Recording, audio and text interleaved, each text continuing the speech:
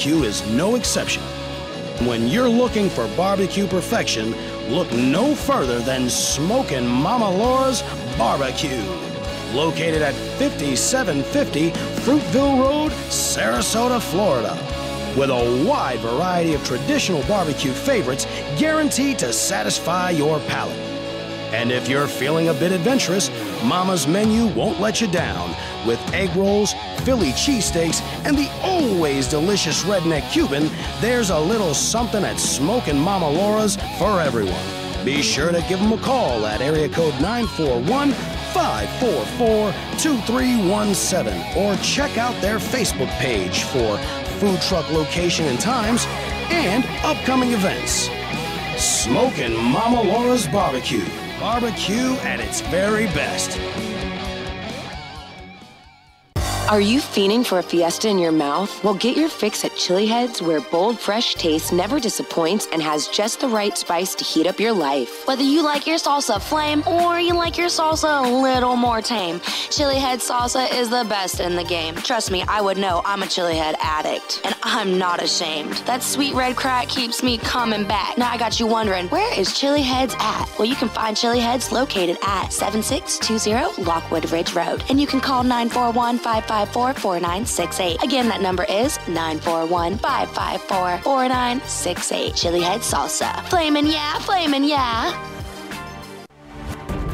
If you're a smoker with an appreciation for the best quality, the finest functional art in existence, and the most knowledgeable staff around, then look no further, my friends. Welcome to Dragon Heads, your one-stop shop for glass, water pipes, hookahs, vaporizers, and accessories. With a huge, affordable selection, bright, friendly atmosphere, Dragon Heads is definitely Sarasota and Bradenton's premier smoke shop. Now located at 412 South Washington Boulevard, Sarasota, Florida, and open 7 days a week from 10 a.m. to 9 p.m. Monday through Thursday, from 10 a.m. to 10 p.m. on Friday and Saturday, and from noon to 6 p.m. on Sunday. For more information, give them a call at 941-955-1719.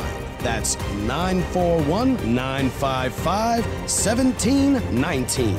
Dragon Head's premier smoke shop. Even Bruce Lee would enter this dragon. By the way, remember to tell him STLR sent you. In this day and age, technology moves faster than the Flash wearing a rocket pack going down an icy hill. So instead of staying in the Stone Age with Fred and Barney, try teaming up with a crew that always stays ahead of the curve. Introducing STLR Media, today's premier internet radio station. This ain't just AM/FM, folks. This is top-of-the-line, worldwide digital broadcasting at its very best. Are you interested in advertising your business to a flourishing market? Start a radio show. Maybe you want to do a podcast, or even start an internship program that will teach you all the tricks of the trade. Whatever you desire, STLR Media can supply what you require. We do everything from hosting events all the way to audio and video commercials. We've got you covered. Contact us today. Info at stlrmedia.com. Sky's the limit radio. Entertainment with no ceilings. Sky's the limit radio, baby. Look, Johnny, I need you to read this disclaimer just like before. You know what the deal is. But why, man? The past is the past. Johnny, we're not having this discussion again, man. Look, Taco don't want you a part of her modern life. You get into a debate every time Sarah points it out. And you're the only guy on the station to be kicked out of the goddamn pool party. Just read the damn disclaimer. Okay, holy cow. Hey, guys, you guys are getting ready to listen to the Mad Titans of radio. But beforehand, we should probably let you know a couple of things. Come on, man, this is stupid. Hey, read the script. I'm not playing anymore.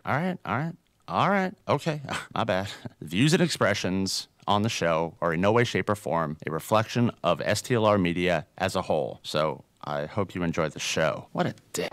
I got no strings to hold me down, to make me fret or make me frown. I hit strings, but now I'm free. There are no strings on me. You're now tuned in to the Mad Titans of Radio. Good evening, ladies and gentlemen. We are tonight's entertainment. We were afraid it was somebody important. So sit back, relax. We know better now, don't we? The devils don't come from hell beneath us, no. Because the show's about to start. You bunch of losers! You're working with a professional here! Let's do this. Welcome to the Losers Club, asshole!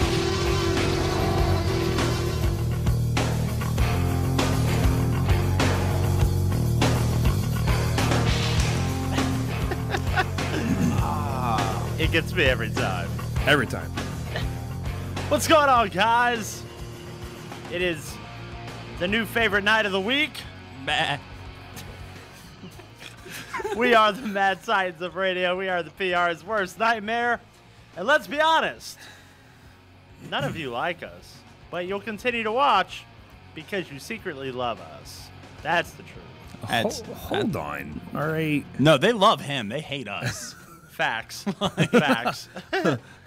I am one half of your presidential masters of America, a.k.a. the only man in STLR to be kicked out of everything. And I keep coming back, baby. That's right. Not like herpes or anything, because that's awkward. Rickets? Facts. We'll run with that. Done. I am the only African-American icy bear in existence. I am Johnny Christ. I am the other half of your presidential masters of America, your friendly neighborhood Columbine kid, the artist formerly known as Glitter Dick. I am 9 out of 10 black people approved. That makes me a shadow smurf. I am the human horror show Zach Monstar. And I am the intergalactic champion of champions. I am the alpha wolf. I am the first of my kind. I am the owner of the Splatterhouse. I am Mr. Frost, but tonight you can call me Mr. Sinister. Why didn't I get the memo on that? I could have changed the lower third. I know. You know, I got to keep you on your toes, man. I need a list of everything that Joey plans on switching things up to. We're not going to be able to keep up. No. No. If it's not him, then it's you wanting the goat. Which He still hasn't gotten it, though, right? No, because Johnny didn't call me. No, I told you. Do your that own homework, then. The one Yahoo. I don't have to work. Pretty much. The one guy, from the goat farm. The goat farm. Didn't get back to me. Shout out to everybody on Facebook. Shout out to my man, DJ Slick, or as Joey likes to say, DJ Slick. That's right. He's so good with that. I liked it. Yo, I remember back in the day, and I used to hear that. DJ. I'm like, dude, that's so cool. I'm like, man, I need to have some kind of monarch like that, man. That's I know, right? Mr. Frost. Mr. Sinister. You can, because you change your name so I know, much. I know. Do. But that's why I said, Banging Mr. redheads. Frost, but tonight you can call me Mr. Sinister. That's right. It's still Mr. Frost, but... Do you guys remember the voiceover guy who goes, in a world... Yeah. where Draven Frost sticks it to redheads. One man. That would be a good movie. One man. See, one that's tortilla cart. It just comes naturally. I could do a bunch of different voices from time to time. So, all right. Where do we begin? Yeah. Let's crack this egg and make some omelets, man. We've really done it, but first and foremost, we'd like to send a shout out to Pizza SRQ hooking us up fat. Hell yeah. With some good-ass food. They are on Palmer Boulevard, right in lovely Sarasota. My man John, my homegirl Sheree works there. Dude. I regret nothing right now. That pizza is good. That bacon This will be wrap. the one and only time that I will approve this, but go for it. Was it the bacon wrap? The bacon wrap cheese, or what is that what it was? I don't know, but it was good. It was so good. Like, it had so much flavor. Now, is that organic? Yeah. Right? All of his ingredients are gluten-free. They're organic. He has such a certain je ne sais quoi, if you will, about his structure. That man grew up in Sarasota. He used to be the head man in charge over at Demetrio's right on the South Trail. And you said this is organic? Yeah, buddy. This doesn't taste like any palm tree I've ever eaten. This is delicious. And just like that, America, Zach's being cultured. Exactly. See, I told you. I'm a vegan now. When you guys came over for New Year's Eve and I made you those farm burgers, that was all organic food. You fed me farm? I did. What? My goat was in there. The steak. Black Phillip? He was Red Phillip that day. Oh, that's so wrong. The chicken, the turkey, that was all organic food. And you guys were like, oh my God, this is so good. I'm like, I know, isn't it? I know. That's because Dad's tricking us. Dad's tricking us. I feel lied to. So that's your whole life. We what start next? off. You're gonna tell me Santa's not real? That before we get to what happened over the weekend and things like that, because we missed everybody. We certainly did. Mm-hmm. Did you guys happen to hear the debacle that I ended up getting myself into? Which day? On Monday, on today, or actually this Yesterday? morning. No, yeah, this morning on the Morning Wood. No, unfortunately I missed it. All because High C, I think, secretly dupes everybody. I think he sucks them in with the mindless post, and then he kills and attacks. So he made a post about something to the extent of a woman crying, and it's, strippers are making $100,000 a year, but I won't do that because I've got morals. And because of my vast knowledge in the stripping game, extra, we know that. Expert, I said, there ain't no damn chick running around town right now making $100K a year. And kiss my ass. If that's the case, I'm taking my pants off for money. Nah, same here. I didn't what? say. No, both of you. No. So we ended up getting into a whole bunch of shit, and we're not blaming the fat kid, as High C would say, via Facebook Live. I'm just saying that there are some things that are right on point, and he knows what he's doing. All right, High C is a very intelligent man. He knew what type of response he was going to get. I don't know. Do you think in this area, strippers are legitly making $100,000 a year? I doubt it. I don't think so. Like in Tampa, Miami, yeah, but not in here. I think Sarasota and up. And if you were to go in my neck of the woods, like Charlotte County, there's only one strip club, and that's Emerald City. And I've seen the girls that walk around there. They got cigarette burns, stab wounds, and bullet holes. Like I said, listen, if you can't find a stripper that has a stab wound at least, then you're not in the right place. Facts. But that's what my friends in Vegas say. But if you go to Fort Myers, there's at least 3 or 4, I think it is. Oh, yeah. Zach, that's your neck of Zach's the a woods. frequent Do flyer, you know? are you? I'm not a frequent flyer, actually. I think I've maybe We been, need to. I think I've maybe been to 2 strip clubs. And both have been with me, I think. And I'm a bad influence. I also know that, why go and spend money to look when I could just manipulate you and, get you that way. Wow. But, Fair point. Now, don't get me wrong. You're going to pay for it any way you look at it. Oh, yeah, no. Ultimately, I'm just saying Yeah. that, I'm a piece of shit. Have you met my brother Johnny? Oh, jeez. I'm off the market. I can't be doing that. I get that. I get that, but you don't got to be a freaking grieving asshole over the process either. I'm not. I'm just trying to help you out in the long run of things. Have you met my brother? He's a dick. I'm not a people person. Have you met Craig and Eric? Oh, man. Yeah. Now that they actually love you to death. They'll sound bitch you and put you on the radio. It's fine. Yeah, but they do it good at it. I'm just saying, I've never seen a stripper making $100K a year, but just in case if that was a real life thing, can you please send me your address so I can quit my job? Rob you. I'm gonna rob you. I ain't even gonna front. This is Grand Theft Auto all over again. You remember? Facts. You remember in the game you can Grand Theft Auto 3. You can pay for the hooker, then kill the hooker, and then make double your money back. That's gonna be my life if I find a stripper with $100K. I think it just agree. obviously it's the old saying location. Miami, you're probably going to make a lot more money, but then you also got to think a well vodka and Red Bull in Miami is like $15. So how much does a roofie colada go for? Probably, I don't know, like 50. Maybe about $25. Yeah, maybe. I wouldn't know. I'd never been to Miami. You just call me. I have a supply. No, don't call Zach. Call me. Don't call Zach. I'm just trying to get rid of him at this point. Yeah, he's just playing. No, all right. no. He's not being for real. No.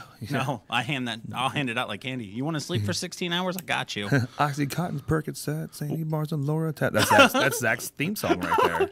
What song is that? That's a Little White, man, from back in the day. Oh my God. Yeah. I don't know anything about hip hop. I'm so white. No, I'm so white, but I'm not Lil White. No, but this could be a whole topic of its own about. I'm not doing it.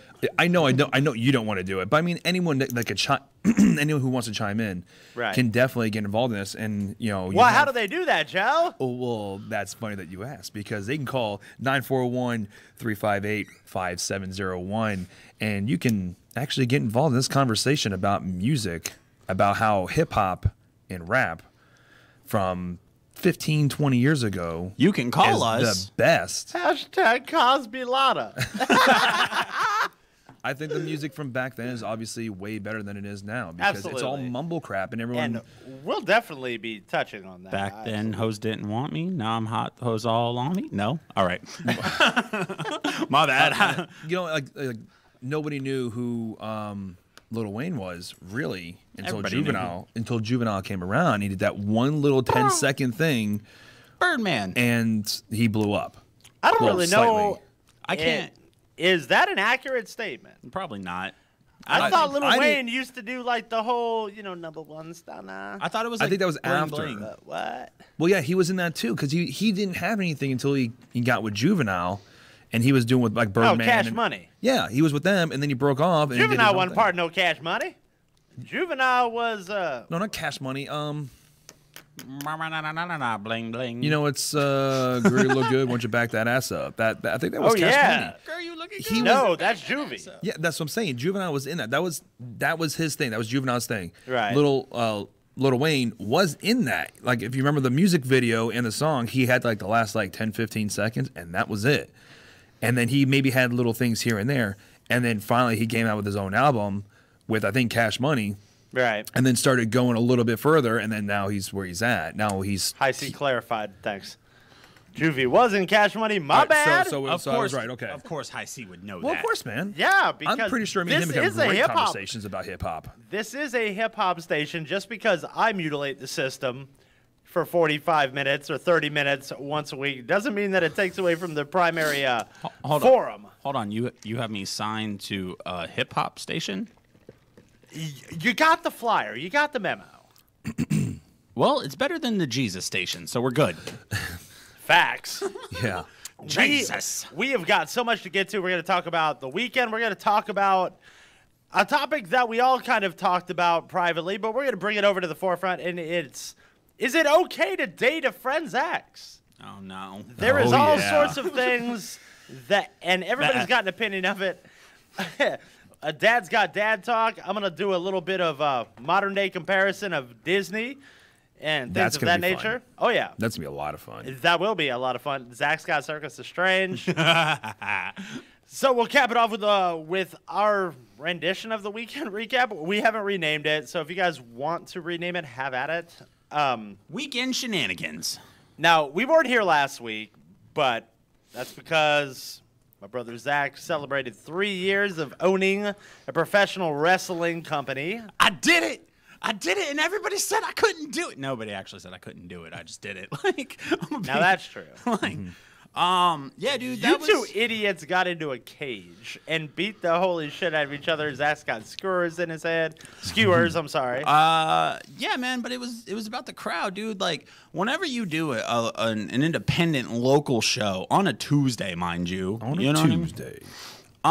You always run the risk of running a light crowd. Maybe sometimes you run a better crowd than normal. You know what I mean? Everybody takes their chances on like a Friday, Saturday, and they always do like these great, amazing things. Right. So when we were able to do it on a Tuesday, pack that place out, and not only be able to pack it out, but have to go outside to pull out benches so people had places to sit. I saw that. We also had to go in the other room and grab the chairs out of there. We packed. And brought those in as well. The building holds 164. Okay, that's not including us, and that's including us, and it's not it's accounting for the actual. That's actually the 18 by 18 ring. So everything in front of the stage, the main is building, probably about 160 people.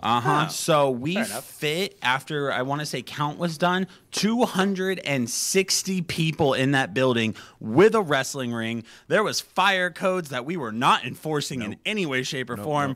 And we had one of the biggest shows that we've been able to produce, and we did it with just hard work, determination, and the fact that I said I would do it. Oh, wow. It's true. I mean, I'm sorry. Awesome. I was I mean, it was a great time. It really was. I really think also the fact that we said there's a cage, and there's a cage, and Gangrel was there. Oh yeah, that the guy spit blood with all the vampire stuff, and yeah, he was still super nice. over like him. And Joey, still over. Joe, Dad, my brother, my best friend, took about 40 barbecue skewers, the wooden kind, not the nice kind, whap, whap, whap. and gently but firmly planted them in the top of my skull. And I just want to let everybody know, no, it wasn't fake. Yes, it really hurt. If you look at the skewers, there was blood on them. But more importantly, I need to talk about the after effect of where my head, while it was healing, it's so bad and I couldn't scratch it. Did you do like the weave pat? I had to do the weave pat, man. All right, I look like a damn rooster in that ring for a hot like 2.5 seconds, and I was good. Zach does the weave pat, America. When like the actual like skewers went in, like it wasn't as bad as I thought it would be, but the skewers were heavy. So once Joe let them go and they went down, I felt my whole scalp just go, and it just went up, and it was the most. I can imagine how awkward it was. It was a great feeling. Let's be honest. You know, I'm not gonna lie. I felt bad. 8 out of 10. I felt really bad, and I really did not want to do it. But I'm like, you know what? High C just called Zach the weave pat champion. High C just mad. High C just mad he ain't got no hair. So you're so fucked up. He looked like you better get me in trouble. He Pillsbury Doughboy with a beard. All right. Oh yeah. Anyways, that's the Kool-Aid Man, though. Yeah, I know. Oh, let's poke High C. He'll be like, bitch, where's my money? But he'd be one of those guys. Like 8 out of 10 would do the skewers again. Like definitely. You would do it again? I would do it again. I wanna do it right. I wanna definitely I wanna get smaller skewers. And everybody thought it was spaghetti noodles. So now I'm like, all right, now we have to really do something. Who thought it was spaghetti noodles? A couple people messaged me and actually said spaghetti? it was, they were like, hey, spaghetti. Are those spaghetti noodles? No. And I don't know what type of spaghetti noodles you're using, but no. Stop it. Quit it. That ain't going to work. So we go in from that, and that was just a really great turnout. If you guys came, good for you. If you didn't, step your shit up. Shame on you. And then we go to Fetish Con. Yeah. What a great time. Tell me about your time. I went there Saturday. I didn't go Friday and tried to make it there Sunday, but that didn't work. Saturday, I spent a total of maybe like 30 minutes seeing all the different booths and vendors. The rest of the time, you've got people like Whitney Morgan and a couple of the other girls. So they're like I'm hopping around from classroom to classroom, and they're dragging me in these classrooms. And they're just like, Johnny! I'm like, I'm not here. Nobody sees me. Unless you're hot, available, and all of these other things. If you're a female. Yeah. Yeah. You know what I've learned? Homosexuals at FetishCon are abrupt. They're very handsy. Well, yeah. They're not allowed to be handsy, though. Johnny got his ding-ding touched at FetishCon. Not by no Peter Puffer. I'm just saying. But I was hanging out with Jerry and Amanda. Amanda is my seamstress. And she had, this big-ass bustier on and stuff. And then some gay guy just comes and grabs her tits. And I'm just like, yo! And like, people get offended. Well, yeah. Like, it's FetishCon, it's cool, there's butt plugs, there's anal shit going on, and, fisting in the vagina, but you still got ass. But, yeah, you don't see that. That's behind closed doors. You would really be amazed at what you see in front of everybody. Yeah. Again, we had the wacky doctor who heads up Mayhem Models, gave 2 girls orgasms, strapped to a gynecologist table. That was always fun. Yeah, Joey's like, what the hell did I miss? The freaking comic artist was the shit, though. They had a comic artist there who was drawing people like the Incredible Hulk Nice. and Groot fucking women. That was Nice. always cool. Okay, all right. I'm Yeah, like, that's the new line of Truly Evil shirts coming soon. That's that anime shit remember when we were like, let's find some graphic anime stuff and like Pixel porn. Yeah, that was pretty much what it was, man. I do want to give a shout out to something that was orgasmic, was the chocolate chip cookies that we had at the Real Pro Show that Nina brought, and the macaroni cheese. It was so good. So And there's a shout out to Nina and Aaron for bringing those. They were so good. and shout out to the girl who baked me Hello? bread. Hello. Hello. Hello? Hello. Hey, Hi. you them damn devil worshiping sons of bitches down there in Florida? Hey, how's it going? Hail Satan, what's up? How you doing? I'm Well, that guy. They are. I'm not. Hey, let me tell you something right now. Okay. Oh, okay. My boy, I call him Teddy. He's a teddy bear, but I named him after that damn war chief, Theodore Roosevelt. All right. Okay, gotcha. He's sitting on the Facebook there, and he's watching y'all tattooed up and everything, looking like damn rejects there. Hi, how you doing? I'm Zach. I'm the reject. How are ya? Hey, but I'll have you hear me something like this. Next thing you know, he's got these damn candles out here, done cut a damn octagon or pentagram, whatever you call it, on his chest, pouring hot wax on himself, looking at this damn human horror show, Zachy Monstar's videos on the damn YouTube and shit. Oh. Now, I got to have a stop to this. All right, so my question is he being safe about this? Is he using soy-based candles? Because those are going to burn him. Those are going to burn him bad. It ain't got nothing to do with none of that shit. What it's got to do with his eternal soul and all this damnation from this crazy-ass predator-looking son of a bitch over here with tattooed up and everything.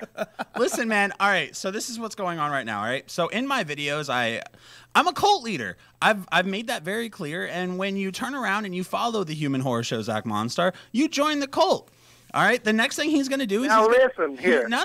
He's going to. If he just was after the Colt 45, I wouldn't be upset with it. Oh no. There's cutting and devil worshiping going on. It ain't no. Two different cults. Charles Manson, nothing. No, and it's perfectly fine. I fully encourage my followers to tattoo Madhouse across their eyebrow, just like me, and you know that's the next thing. So don't worry. I mean, I promise he's in safe hands. Like I'm the dad now. Now listen, it ain't safe. The things you do ain't safe. Listen, this He's boy really right. It done went and took his Lego set and put half them bricks up his damn ass after seeing you slam some woman on top of him. Whoa, wait. Where the hell did you do that? Sir, I have never slammed a woman on top of Legos.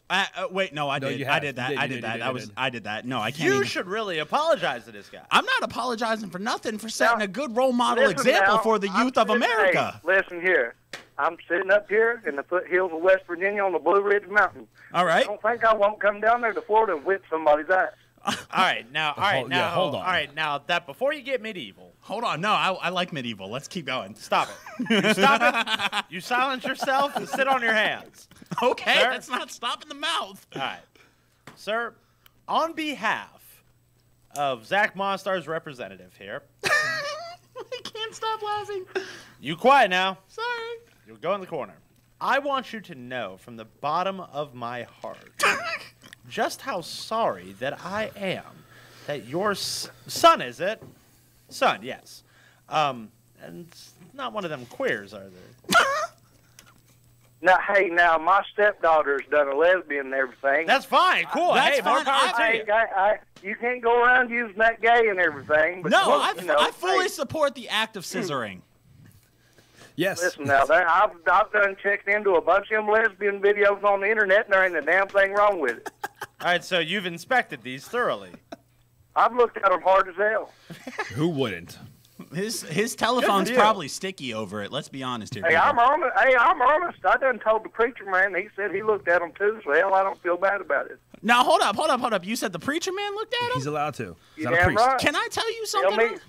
Tell me you ain't never looked at them. No. I'm fully involved in all that. I love looking at horror porn and stuff. Like that's my stuff. But the way I look at it, all of them's whores.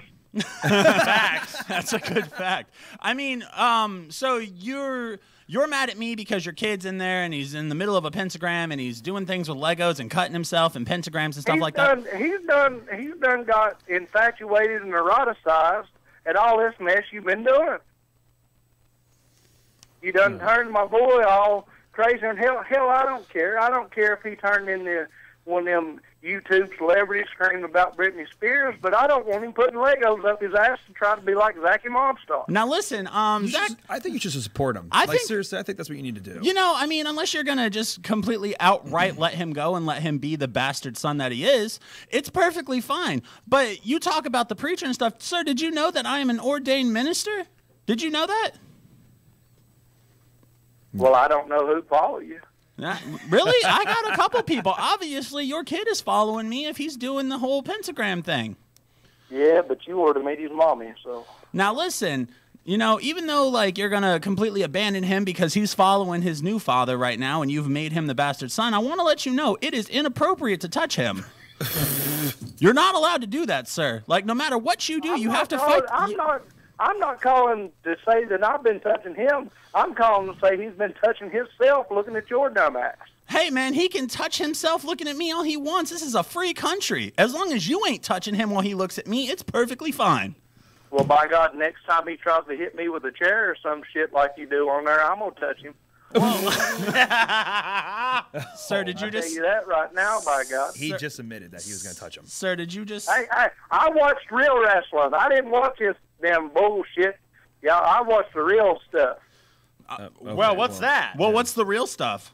You ever seen the ladies with glow? My God, they kick your ass.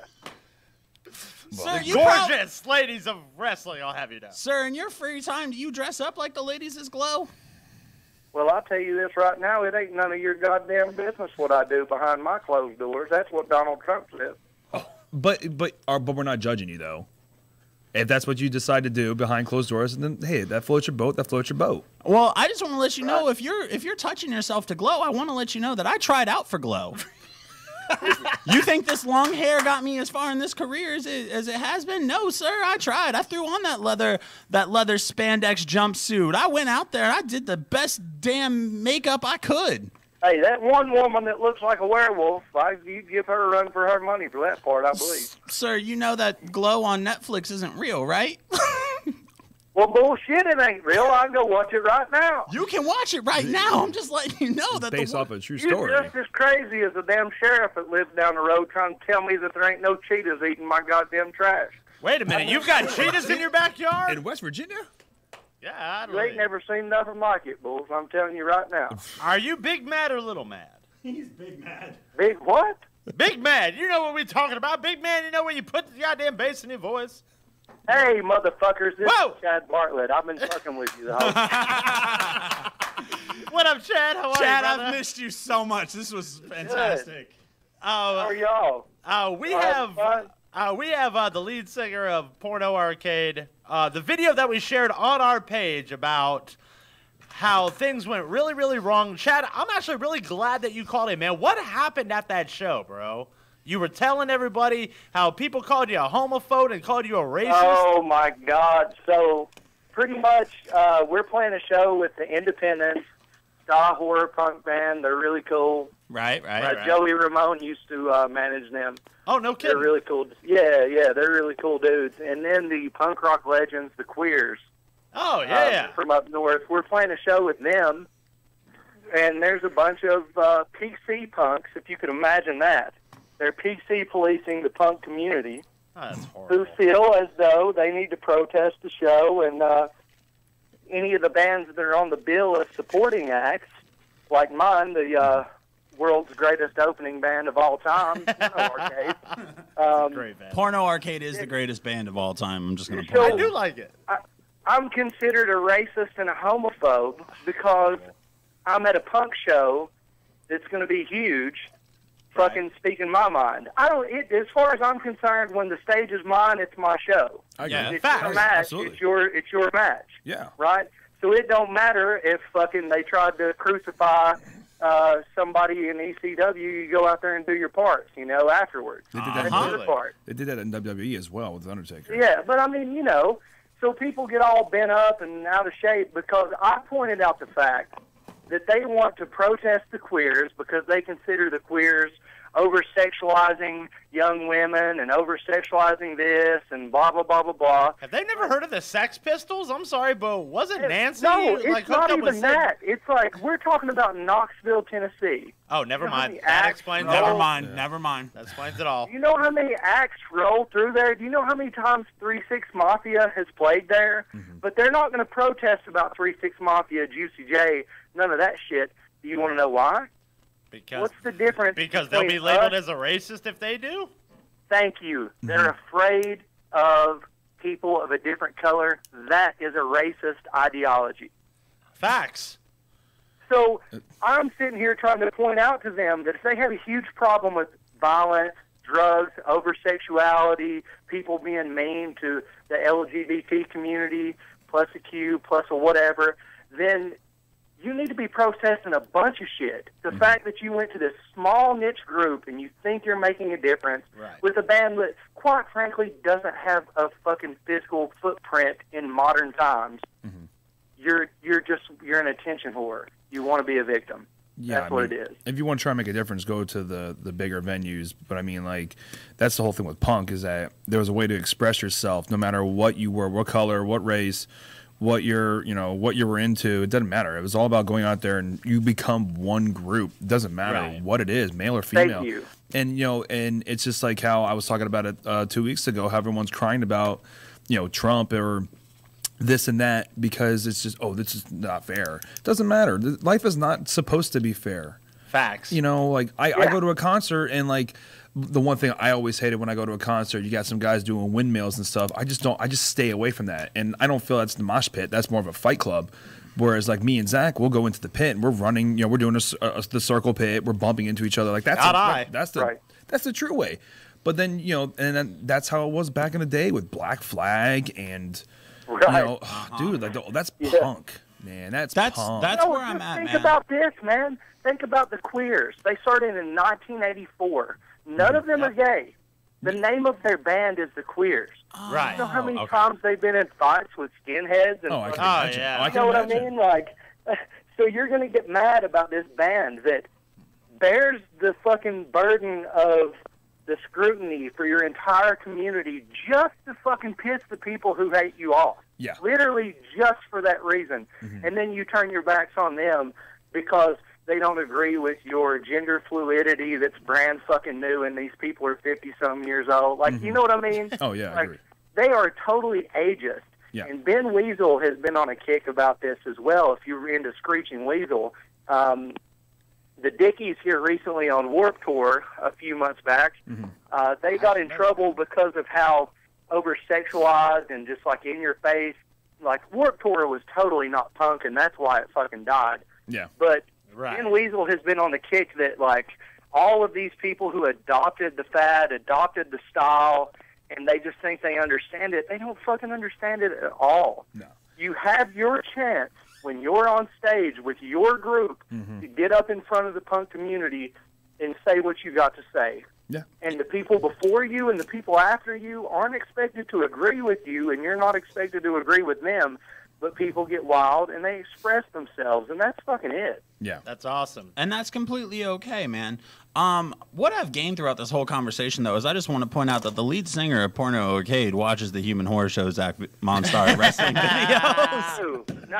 No shit. I've been very impressed with everything I've seen from all you guys. Thanks, thank you very much, man. That the House of Wolves, man. It's very, very good faction, very good wrestlers involved, and the fact that it's really you can see the extension of each of yourselves and your characters and stuff. It's fun to watch. Well, thank you very much, man. That real quick, that before we let you go, why don't you tell everybody how they can look up your band? So pretty much our calling card is Gypso, GYPSO, and it stands for Get Your Pecker Sat On. You look up Gypso and you look up Porno Arcade, you will find us, no doubt. Even if you're in China, it don't fucking matter. We got distribution digitally everywhere. Hell yeah. I'm definitely going to be following that, man. Google that shit. Hell yeah. I've got Gypso writing down. If I get it tattooed, then I'll give you copyright. Hell yeah. You don't got to give me copyright, dude. I just owe you a beer at least. Oh, man. Go. Chad Bartlett, thank you so much, my man. Thank you really, for taking time out of your day, yeah, to just come, and just hang out with us and bullshit with us. No doubt. Appreciate Take it easy, you, y'all. All right. Take care, man. Peace. Bye. That's the first time I've ever gotten to talk to him. That's an awesome dude, man. I felt like that conversation was going to go super south at first. That was going good. I'm like, man, what is this guy on? And then all of a sudden, like, he's like, oh, Charlie Bar. I'm like, I know that guy. We know this and then guy. then I'm actually getting to talk to the guy. I'm like, this guy's. I saw the video that Right. you posted on the page. Yep. And I didn't get to finish it because unfortunately my phone died. So I need to finish up that video. But like, what he was saying is true, man. Like, there's too many people out there complaining about Everybody's this and so that. case sensitive about just like every little thing. Come on, man. Just and let it's people be them. horrible. You know, Ugh. that's how you become an individual. You don't want to become another robot in the system. Mm-hmm. That's the problem. Everyone's I'm doing You the should same- be in a punk band with that type of mentality. You could call it, the fisters. The fisters. The drop kicks. No, that's Blister already done. dicks? What? 69 times 2? So at FetishCon, there was just so much to do, so much going on. Pixel porn left and right. You got like people who have been in the business for 20 plus years with booths up, like Sandra Silvers. Big old posted everywhere. 20 years. I'm like, 20 years. How the hell does your vagina withstand that type of beating? Sandra what? Silvers. Bullock. Silver. Wait, no. Yo, don't you dare be talking about her. She's Whoa. a saint. Is Believe she? her. I hope so. If not, I'm in Miss trouble. Congeniality? My mom's a saint. Don't ever compare somebody to My mom's a saint too. Your mom went to college. Ha ha. Actually, she didn't. I don't think mine did either, actually. Oh, so I'm the weirdo because my mama did. All right. No, Fair enough. I'm the first in my family to go to college, so. Oh, you're the first of your kind. Exactly. I went to college for 3 years and then I snorted myself out. Oh, hey, there you go. But that's a topic for another discussion. Is that what led you to your birthday party? Let's talk about your birthday party. Let's talk about that night. That was such a fun night. That was a bad night, but that was a fun night. Yeah, Between the 3 years of FetishCon and then we go to my birthday. Yeah, the birthday thing was wild. So what they did is that they all met at my job, which is a bar in Punta Gorda. Punta Gorda. Punta Gorda. And it's, like as I said before, it's one of the busiest bars in Punta Gorda. It really is. And Zach got there first. And then within like 10 minutes, it just started downpouring. Olga got there. She's drenched. The president. She's soaking wet. AKA the wife. The wife. The glitch in the system. The glitch in the system, yes. Fair points. And then Johnny appeared. And then the fun began. It started out very simple. I wish he wore his shirt. It started out. Which one? Oh, yeah. The what one did that you get him? He didn't get me one. I didn't. Shame on you. I didn't. I sucked this year. I sucked this year. I got him a shirt that says, I'm not always an asshole. Just kidding. Go fuck yourself. Fuck you! I love that shirt. Like, I want that shirt, but I'm not an asshole. That's the only problem. You're really not. I'm not. You're kind of a nice guy. Until you piss me off, then I'm the asshole. Facts. Well, and then we got him muffins. Got him muffins. Blueberry muffins. And the night started off so simple because it started off with something called a Capri Sun. No. You had a Jameson and ginger was your first drink. A Jameson and what? Ginger. Ginger. I thought what? Or was it Jameson and Coke? It was Coke. Either way, it was Jameson. Ginger. And then Johnny's first shot was a green tea shot. Mm-hmm. The ability that you know all of these down to the fucking T is just. And then it I'm a professional bartender. It's true. I kind of feel like that we should be fucking playing the intro to the other side of the bar right now. No, that's later. It's a tale for another time. Well, I mean, not really that much of a later time. No. Go ahead. And, obviously, continue, Zach. And then it just turned into there was this band out there, and they were playing some really good songs that night. So Olga turned around and she ordered a Capri Sun. We all tried that, and we were like, "Oh, that's really good." Next thing you know, 3 more happened. Here's the thing, though. Now, a lot of people at home are probably thinking what a Capri Sun is. Like, hey, can I get this drink at my local bar? No, you can't, because it's one of my signature drinks. So if you want to know what a Capri Sun is, you need to come to Dean south of the border and get a drink from me. And shameless plug. Yeah, cheap plug, baby. I like it. So we had Capri Suns, and they were pretty chill. And then this very large, hefty woman turned around, and she was just infatuated with Johnny. Oh, big time. Oh, no. Well, not just Johnny. It was with me, too. But between me and Johnny being me and Johnny, I kept passing the buck, and he kept trying to throw it back. I believe at one point he said, he announced to everybody at the bar the size of his penis. And in the process of all that, she was like, "Honey, if you're looking to get laid, I wouldn't say that out loud." I was like, "Don't let him fool you. He fucks like a sewing machine." Oh, yeah. I let them all know right off the bat. I've got a 2-inch dick and bad credit. After that, she proceeded to walk away, and then she came back and she started ordering us some shots. More shots, fireball shots. I thought I had broomed the bitch, but that wasn't the And case. it was just one thing after another. And by the time it was said and done, Johnny left. Hunt, but Johnny was playing it smart. Yeah. For the people that don't know what Johnny was doing. No, I was trying to pick up the bartender who was taken. That's not. I'm going to put this in that ass. Not just that, but you were also with your shots, but you were playing it smart, though. Fuck yeah, because I know how I get. Johnny drunk is Johnny rapey. Yeah. And I'm not trying to do that. We don't need that. So, all right, Bill Cosby. Look, either we fucking or I'm fucking. Johnny's taking the shot. As they're taking the shot back, he's going over the shoulder. No, I'm ditching it in the corner. Either way, I saw it. No, I paid attention. I saw you. And freaking Olga, Joey's wife, is like, what? She took a sip of Fireball. She's like, nope. I was just like, you stop it. I said, you don't fucking narc me out. Don't tell Dad. I don't care. Hey, as long as she's paying for it, absolutely, yeah. As long as the tab gets paid, that's all I care about. And my 'cause I'm paying favorite, that. my favorite thing about the whole night.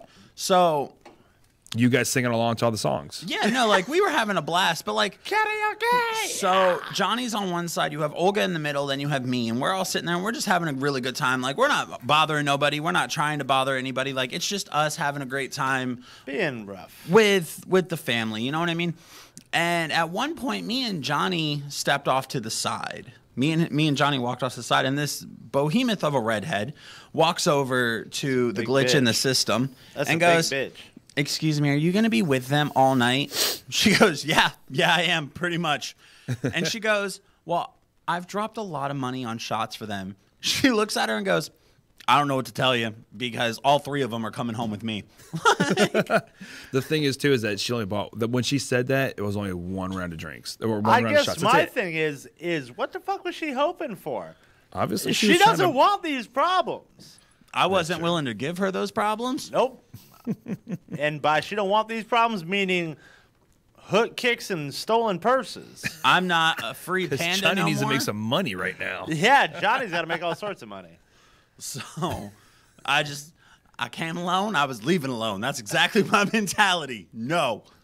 Facts. Oh, yeah. I mean, and some people just will not take no for an answer. But the girl's daughter was pretty hot. Like, I wouldn't mind getting 12 rounds to throw down with that. She wasn't her daughter. She was whatever. She was super offended that you even asked that. I don't. Yeah, but yet she still wanted to take me home with your and bad jump credit. on the good foot to do the bad stuff. That's not happening. She was actually. She even told me, she's like, my husband and my son are in Germany, so I'm just here to have a good time. Like, okay. Who the hell was the old guy she was with? I It have was no literally idea. like maybe a friend. They're I'm swingers. guessing. I get. Oh man, I totally could have kayfabed him and been like, "Hey, I got myself another girl in the car. Why don't we swap?" And then when I get, I'll be like, "She's right around the corner. Ha ha, busted." Snatch and grab, dine and dash, if you will. There you go. But I think that pretty much wraps up our weekend, right, guys? Yeah, my weekend wasn't really crazy. I mean, I actually got to go do hood rat thing. Laser tag, but it wasn't like like regular laser tag. Like you have two different types. It's like one's hero blast and then one's called tactical, and you wear like a tactical vest. You have a headband. They all have sensors on it, and then they give you either I got no time. a 45 or an M16, and it's CO2 cartridges. So it doesn't shoot anything. It just shoots a laser, and it hits the sensors and stuff like that. If you do the handgun, it's one shot kill. But if you do the M16, you have to double tap. The problem with the handgun is like double tap and hose. Like, yeah. I won't double tap that. But the thing about the handguns is that the accuracy sucks. Wow. So it's harder. You have to be closer. And that was so much fun. I got to do that with the in-laws. Why don't you ever take your other kids to go do fun You things? were at FetishCon. Doesn't matter. Zach was working. I'm talking about in general. Well, wait, hold on. On Sunday? I think you were. I worked that day, and then I went up to Tampa So you and did the wrestled. Tampa show, yeah, okay. I went up and wrestled on Sunday over in Tampa Bay Pro. Johnny was doing... I'm double tapping right now. There you go. Johnny was double tapping, apparently. Johnny was doing his thing on Sunday, and he ended up doing karaoke that night. So it's something that we can do. I'm not saying that it's not. I had so much fun doing it. Did go-karts, went bowling, just had a good time. Somehow, I feel like that we're not good enough kids for Dad to take us. I got this. This is an open shout-out for everybody listening right now. If you think you have what it takes to beat us, we will happily do the Mad Titans, a.k.a. the Wolves, versus 3 of you unlucky people, and we will light you up. Ooh, in a laser tag competition? Oh, yeah. Oh, yeah. Game on. on. Oh, yeah. Hell yes. We would fuck them up. Come get shot. I won't really mess around in the bowling league because everybody knows that like high C is pretty damn good. Oh, really? Oh, man. That motherfucker's got trophies. I'm down. I'm just going to throw it like a baseball. It ain't going to work. You can't do that. I do it at game time. Tell me no. That's different. I love game time. Dude, game's fun.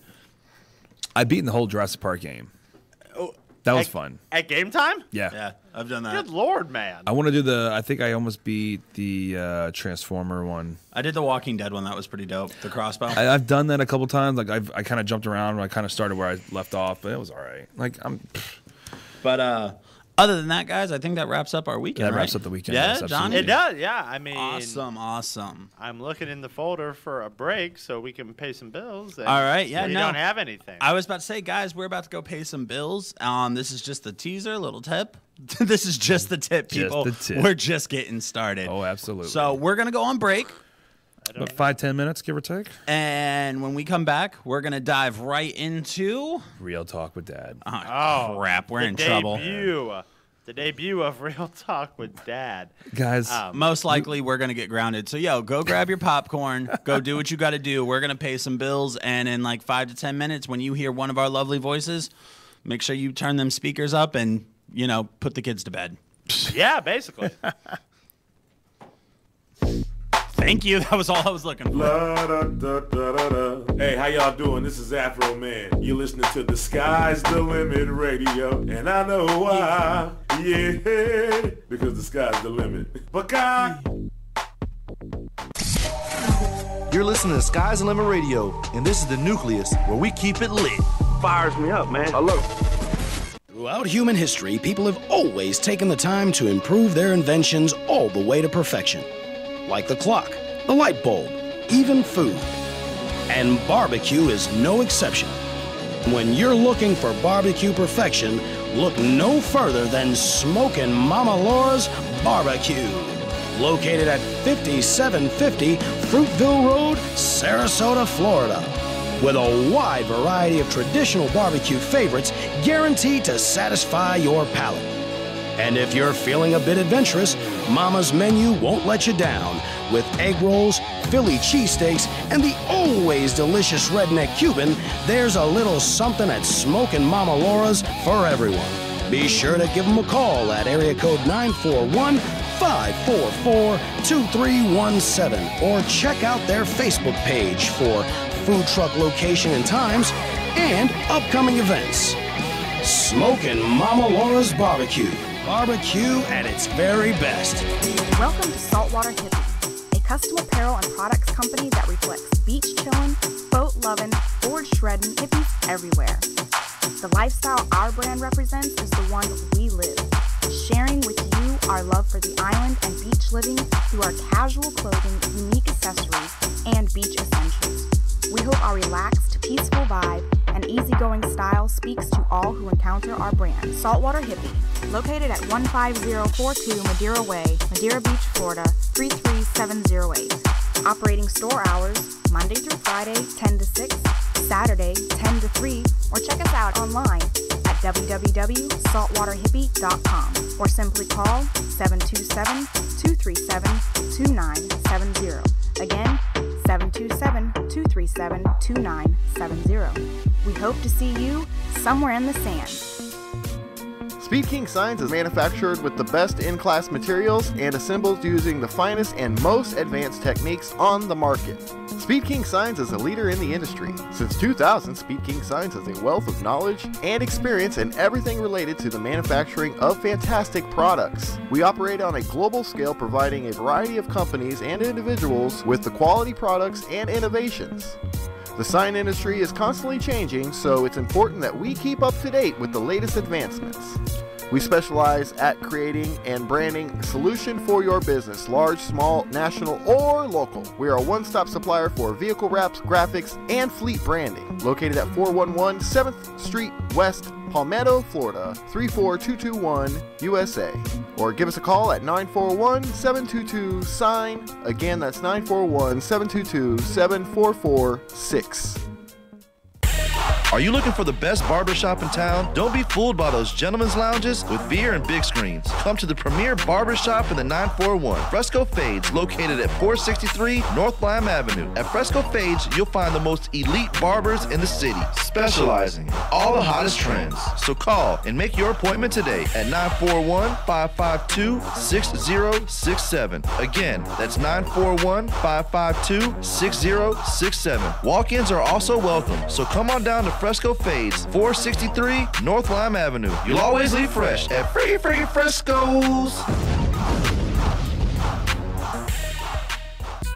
Where's all my fishing fools at? If you want to hear about what's biting, the baits the captains are using, and the weekly tide charts, tune in to High Tides Fishing Show with the poor man's angler, Carter, each and every Sunday from 7 to 8 a.m. Eastern Standard Time. Join Carter as he talks about his personal fishing expeditions and talks about all things fresh and salt water each and every week. So tune in on Sundays from 7 to 8 a.m. Eastern Standard Time for High Tides Fishing Show. Unlike your hooks, there's never a dull moment on this show. Right here on STLR Sports Talk, entertainment with no sidelines.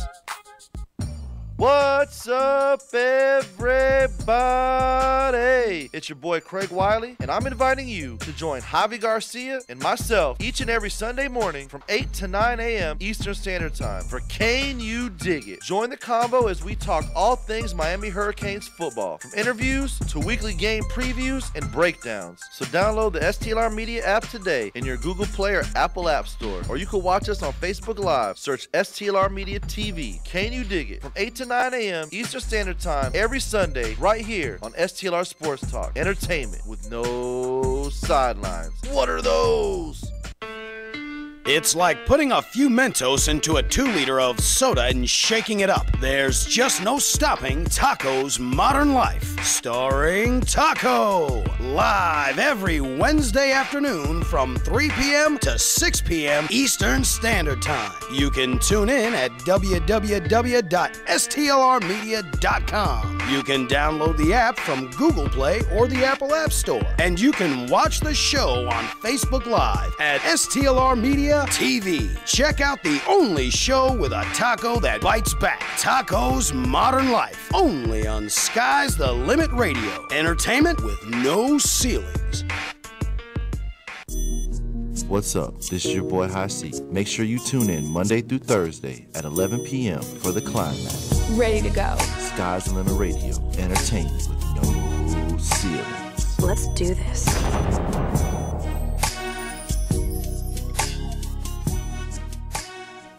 Man, I get it. Your girlfriend just cheated on you. You just lost your job. Life sucks. You got the Mad Titans of Radio to listen to. We're back.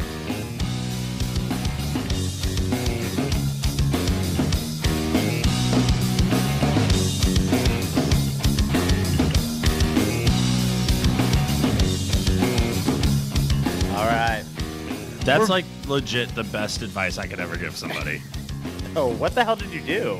I asked my friend, because he messaged earlier and he was like, Zach, why are you so fat? And I was like, Chad, why are you so fat? And he was like, food, maybe, lack of meth. And I was like, meth is a solid weight loss tip.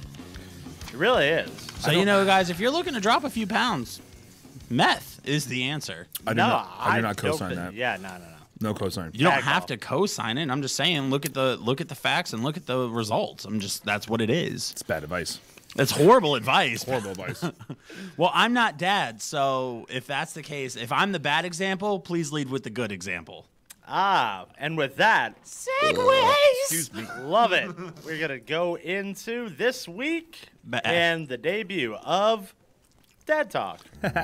Hey guys, I'm Dad. Okay, I am a semi-professional race car driver and an amateur tattoo artist. The one that you don't have. Man, you got big. How long's it been? 3-4 months? 10 years. 10 years. But I'm definitely the one you're gonna need. Real simple, son. There's a kilo of Colombian Bam Bam under the car. Time to be a man. This is real talk with Dad. You got hair on your peaches or what?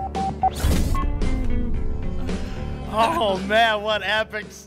How do I follow that? That's the best. That thing intro was awesome.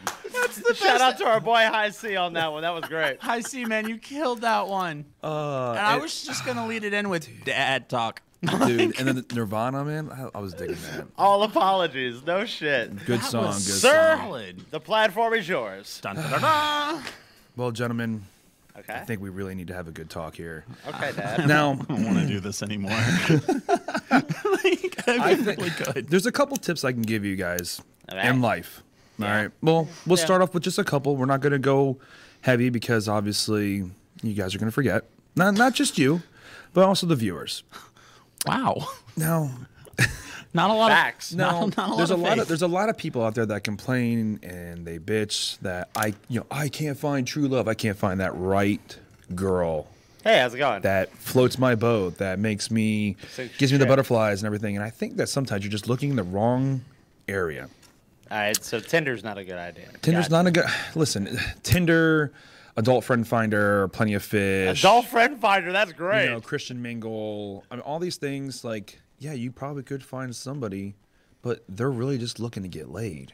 Facts. Now, if you're trying to just get your load off, then go get your load off. My best advice: if you're looking for a good girl, don't go to the bar. Okay. Because if you find a girl at the bar, you're gonna have a bar girl, and she's always gonna be at the bar. And in there. All right. Fair. No, I've learned my lesson. You're right. Where do you go? I'm not gonna say go to church and go find a girl that's in a church. I'm not finding a girl gonna there. say that. However, going to like sporting events is a really good idea to do. You don't have to do bingo, so don't do bingo. But like sporting events is a really good idea. Grannies with bingo? You probably no. Actually, you'd be very surprised. There's actually some cute girls. Now, I'm not saying playing bingo. Hey, Nana, But how you doing? Working bingo. Girls are at least 18 and higher. If you're going under 18, shame on you.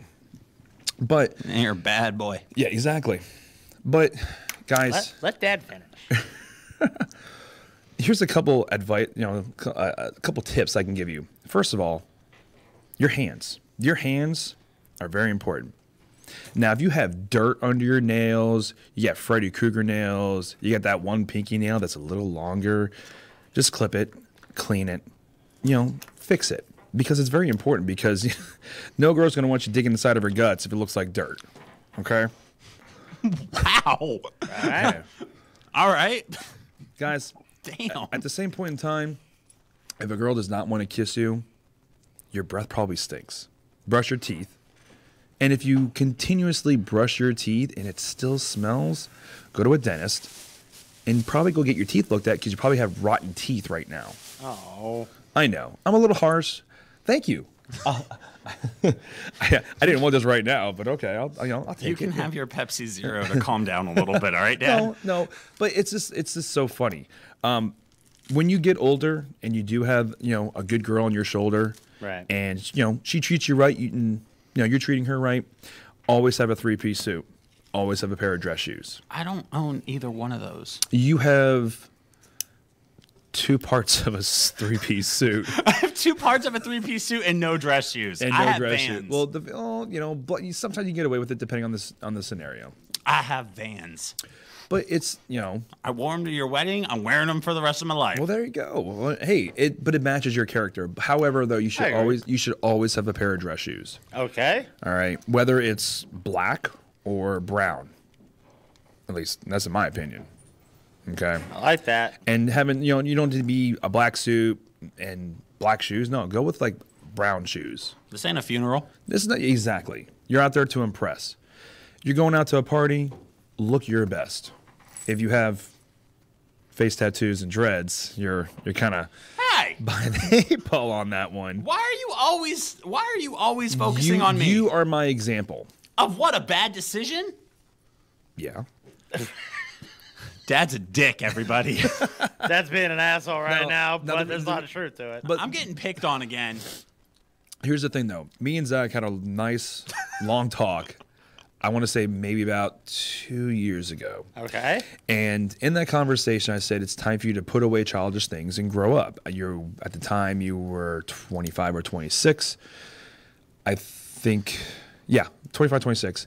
And I said, you know, it's time to put away the Hot Topic pants. It's time to, you know, and I did. And you, yes, you did. You did. And we were outside. We just did our promo for one of the promo groups, and I thought we left on a good note. And the next thing I know, I get a phone call in a group message. Zach got a tattoo. Okay, well that's fine. I don't care. Zach gets tattoos. Yeah. Zach got a tattoo on his face. Oh, okay. He was so mad. What was it? Or what is it? And he goes, a satanic cross. I said, oh man. And of course, I had to go ahead and give him the 5th degree, saying, we just had a discussion about being an adult and putting away childish things, and then you get your face tattooed.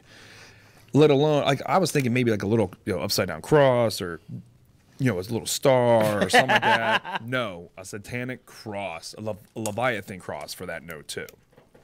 And as disappointed as I wasn't mad. I was more disappointed. That's a lie. That's a lie. Dad wanted to beat my I ass. was mad, but I was more disappointed than anything else, because we just had this nice talk, right, about being mature. And then obviously everyone knows what the finished product is of what's going on. Now he's like, hey, if you get a Jar Jar Binks tattoo, I'll get it all covered up. Well, we do recall that one. Yeah. I haven't. I've still been sleeping on it. Have you really? Yeah. I mean, like, if it's he's not going to do it. Right? If it's a guarantee that you're going to get rid of those tattoos, I might do it. I might do it. You done walked your ass into a hole. I don't understand why you don't like the tattoos. Because I don't know. I think here. All right, you know what? Here's a prime example. When anyone goes out for a job, neck tattoos, finger tattoos, hand tattoos, and obviously face tattoos, you are really limiting yourself to your job. Right. So like, say I want to go ahead and I want to be a bartender, but then I have a face tattoo of, I don't know, let's just throw a swastika up there. Oh, okay? Man, that's a worst case scenario. Exactly. That's really bad. You shouldn't do that. Well, I'm not getting it tattooed. You are now very limited to what you can do. You're either going to be a rocker or you're going to be a tattoo artist. And if you're not a good tattoo artist or don't play an instrument, then you're kind of SOL. Well, and the problem with that logic is I've lived up against that stereotype for forever now. Mm-hmm. You know what I mean? That was the biggest part of when I did get the face tattoos, because I only started out with the 2. Yeah. And since then, I've obviously adapted into the 4 that I have. 1, 2, 3, 4. Well, that's not really that's not really a face tattoo. It's almost like more on the side. All right, fair enough. So like the 3, mm-hmm. You know what I mean? And since then, like, getting a job hasn't been an issue for me in any way, shape, or form, because I have the credentials to back up everything that I'm trying to do. Yeah, but I think what Dad's trying to say is that you're limiting yourself. Yeah, fair enough. Like, say, all right. I mean, I'm a general manager and everything, but I'm limiting myself. That's fine. We're general manager. No, I still am. But the thing is, too, is like when you were working at World of Beer, and they said no. Yeah, very true. Okay, because we don't want someone looking like Zach to represent us. Like that's a big, but you're in the kitchen too. No one's really going to see you until you step outside. Very true too. Okay. Catch me outside. I think ultimately it just comes down to what you want to do with your life. You know what I mean? I've taken my idea of like what my wrestling gimmick is. Yeah. I've taken that and it's kind of evolved into who I am as a person. Mm-hmm. So I'm comfortable with this. And I was actually going to talk about this earlier because like I get stared at by like people like I am like the creature from the Black Lagoon. No. And like what? Don't say. Shut up. And like no, I'm okay with it. It strikes me so weird sometimes because like I don't see myself the way that everybody else sees me. Obviously, yeah. You know, so when it comes down to it, like hindsight, this is probably the only time I'll ever say this, but like you were right. You were right about it. Mm-hmm. I don't regret them. Mm-hmm. Okay. You know what I mean? I'm very fine. happy with myself, but like I can understand exactly where you're coming from because unless you're not ready or willing to put up with the criticism or the people staring at you, like don't make the jumps that I have. Don't do like I'm a shining example of a bad choice. I'm in no way am I attacking you at all. Oh, I know I'm that. using you as an example of a bad decision. but I'm not attacking you. No, and I get that. But like because with your arms you can cover them up. Mm-hmm. Hence the reason like and in a lot of jobs nowadays are not like, oh, you got a tattoo on your forearm, I'm not going to hire you. No, because that can be covered up. I mean, and luckily for me and being a bartender, you know, I got a lot of people that ask about my tattoo, so it's kind of a fair thing that I can do. It's a win-win for you. But for me, like I have them on both hands, going down to the knuckles. I have them across the throat. I have them on both sides of my head. I have them on my face. Like covering for me isn't really an option. You know what I mean? Unless you can do the makeup. You know, but you do want to put makeup on every day. But it like I said, it came down to today. Like me and my little lunatic, we were going baby shopping because, like, as you guys know, and as I'm about to tell everybody else, like I got a baby on the way.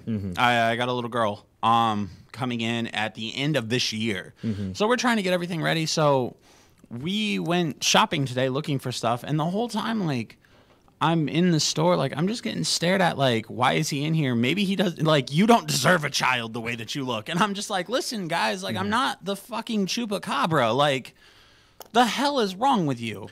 But and I think that, you know, like, and like I said, I'm not attacking you, but like what we talked about, how when you're on the radio and in the wrestling ring, you're Zach Monstar. Hi. But when you're outside, you need to be Zach Taylor. I was going to say, don't you dare say my government on I was here. going to say it too, and I'm like, I will come across this table like a spider monkey. You know, but that's who you need to be. And you're right. You know, and for a while, you're just like, no, I'm going to be this, I'm going to be that. But then, like, in the last maybe 6 months to maybe almost a year, you started to really become more of an adult? I was gonna say an adult. Craziest thing ever, because I never thought I'd see it. Then you being, you know, Hail stay down. Which I'm still like that. Yeah. Caller, you're live on the Mad Titan Show. Hey guys, it's me, Emma. Hey Emma, what's going on?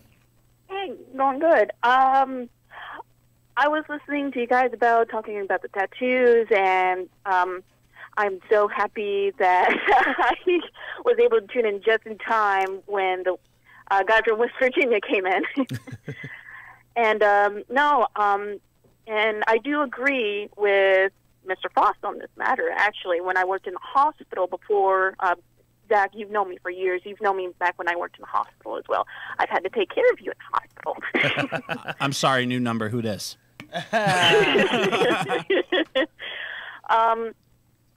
I mean, you were there when I had the P over the third power tattoo behind my right ear. Right. And I've had questions before, and in the hospital setting, I have had to have a Band-Aid covering that tattoo because it was against the policy. But I was allowed to wear sleeves, and because I have the half sleeve on my right arm. Right. And there were a couple times when I was working on patients and everything, my sleeve rode up because I worked a dirty job, unfortunately. Nursing assistant, dirtiest job there ever was. Don't do it. Fair enough. And there were a couple times where people were like, oh, I see a little bit of tattoo. Can I see more and everything? And that's completely fine. They're not. That's them wanting to see a whole lot more than just your tattoo. No, They're wanting to see something. Hey, what's the good? I'm on my deathbed, girl. Let me see a nip. Would you ever do that? No. Oh, Nah, close-minded. Emma got class, man. She ain't about that life. Yeah, you can't spit on Emma. But no, like, it comes down to the same thing, like firefighters and stuff like that. But I think that ultimately what Joey's point is, you know what I mean? You can't succeed in life by pretty much looking like a lowlife. Prime example, hi, I'm Zach. But you know, you're not a low life. Oh, no, I'm not by any stretch. But according to society standards, I am. You are. And first impressions always matter. Exactly. You know, that's why, like, you know, if you're going to get a tattoo, make sure that you choose wisely on what you're going to get. I agree. Not only what you're going to get, but where you're going to get it. That's a big factor nowadays. Which is what we're going to talk about later on, too. Yeah. So that kind of leads into, like, that. So sorry for cutting you off on that. Like, No, my bad. no, but, you're good. You know what I mean? Rolling with the punches here. Absolutely not. I'm in no way offended at all. Namaste. Namaste, motherfucker. No, I just wanted to call because I wanted to show that both points are correct in some ways and some can be improved. I mean, in Zach's case, look at him. He's a business owner. He owns a wrestling company. He is head of the kitchen. Well, he's not the head of a kitchen anymore. Where have you been? Yeah, it's been a minute. Everywhere. She's been busy. This is the woman who baked me bread on my birthday. You know what they do that for? Gods. Oh. Would you stop? Emma thinks Johnny's a god. Emma thinks Johnny's a god. Thanks for giving him a complex. I swear to fucking... I didn't mean to. Yes, you did. No, I didn't. Oh, no. What kind of bread was it, though? No take backsies. It was regular white bread. I made it from scratch. Nice. See, told you. That's what they gave Jesus. I think even peanut bread, man. Now, we're not a religious show in any way, shape, or form. No, we're and not that I'm trying to compare myself to Jesus, but that's what they did last supper. I'm never going to hear the end of this. Thanks, Emma. Thank you. I didn't realize it was going to be like this. Nope. I was being nice. I wanted to give him a birthday present. Yep. Well, you baked him some bread, and now he thinks he's Jesus. Good job. Well, Johnny Christ. I mean, there you go. Hey, there it is. Emma, thank you so much. Did you enjoy the bread at least? I did. It would have been nice if it came with a side of something else, but that's okay. Not your place to give it. That would have been inappropriate. Hashtag me too. Oh, there you go. And I am turning as red as my hair. Ah, there you go. Alrighty then. Cosby Loud is all the way around. Just kidding. Emma, thank you so much for calling in, Princess. I appreciate it. No problem. All right, bye. Bye. Awesome. But everybody's got so much more to look forward to, you know, with up in coming weeks at Dad Talk. Yeah, you know, not bad. It was, you know, it's the first segment. You know, it's not bad. We got to figure out, you know, a few little small things. Yeah. But I like it. Honestly, man, a lot of the people turned around and they had a lot of positive things to say about it. You know what I mean? Dad's right. Dad's Talk. right. Dad Talk could be a hit. Yeah, it's in the infant stages, just like Alpha Wolf is. I agree. And with that being said, we will move on to our next piece, sponsored by Alpha Wolf Beard Balm and Oil. The guy's got on fucking point. I love it. You know, for honestly, guys, like if you're really trying to get your beard on point, you need to get the right products. That's the main thing. You know, with Alpha Wolf Beard Balm and Oil, it's all organic. It's all natural. Oh, natural. You know, I guarantee it that your beard's going to look as good as mine. That's the fact. It's going to look as good as Johnny's. This shit it's going to look as good as Zach's majestic. over here. And I was looking pretty rough at one point in my life. You're looking pretty rough. I was. It was weird. I had like some weird split going on, and ever since I started using Alpha Wolf, man. It's all about keeping that beard hydrated. Look at me now. I'm having a baby. Oh, shit. Exactly. Seriously, if your beard is whack, you ain't going to get Jack. Alpha Wolf Beard Oil and Beard Balm. I like that. Shameless It's a plugs. great I slogan. love it. It's a great slogan. All right, so anybody who knows me knows I am a man who does one thing well and one thing only well, and that is bring you the truth, bring you morality, bring things in such a way that you can sit back and take a look at your good life, bad life, pathetic life, cheating life, fucked up life, however you want to put it. I am the man who will bring that to the forefront, and this evening, ladies and gentlemen, I do not let you down. For I will systematically break down a side-by-side comparison of two very good yet iconic movies in Disney cinema. Now, we will start with competitor one. What you talking about, Johnny? Yeah, yes, sir. Competitor one is the 1940 masterpiece. It is a masterpiece in every sense of the word in Pinocchio. Right.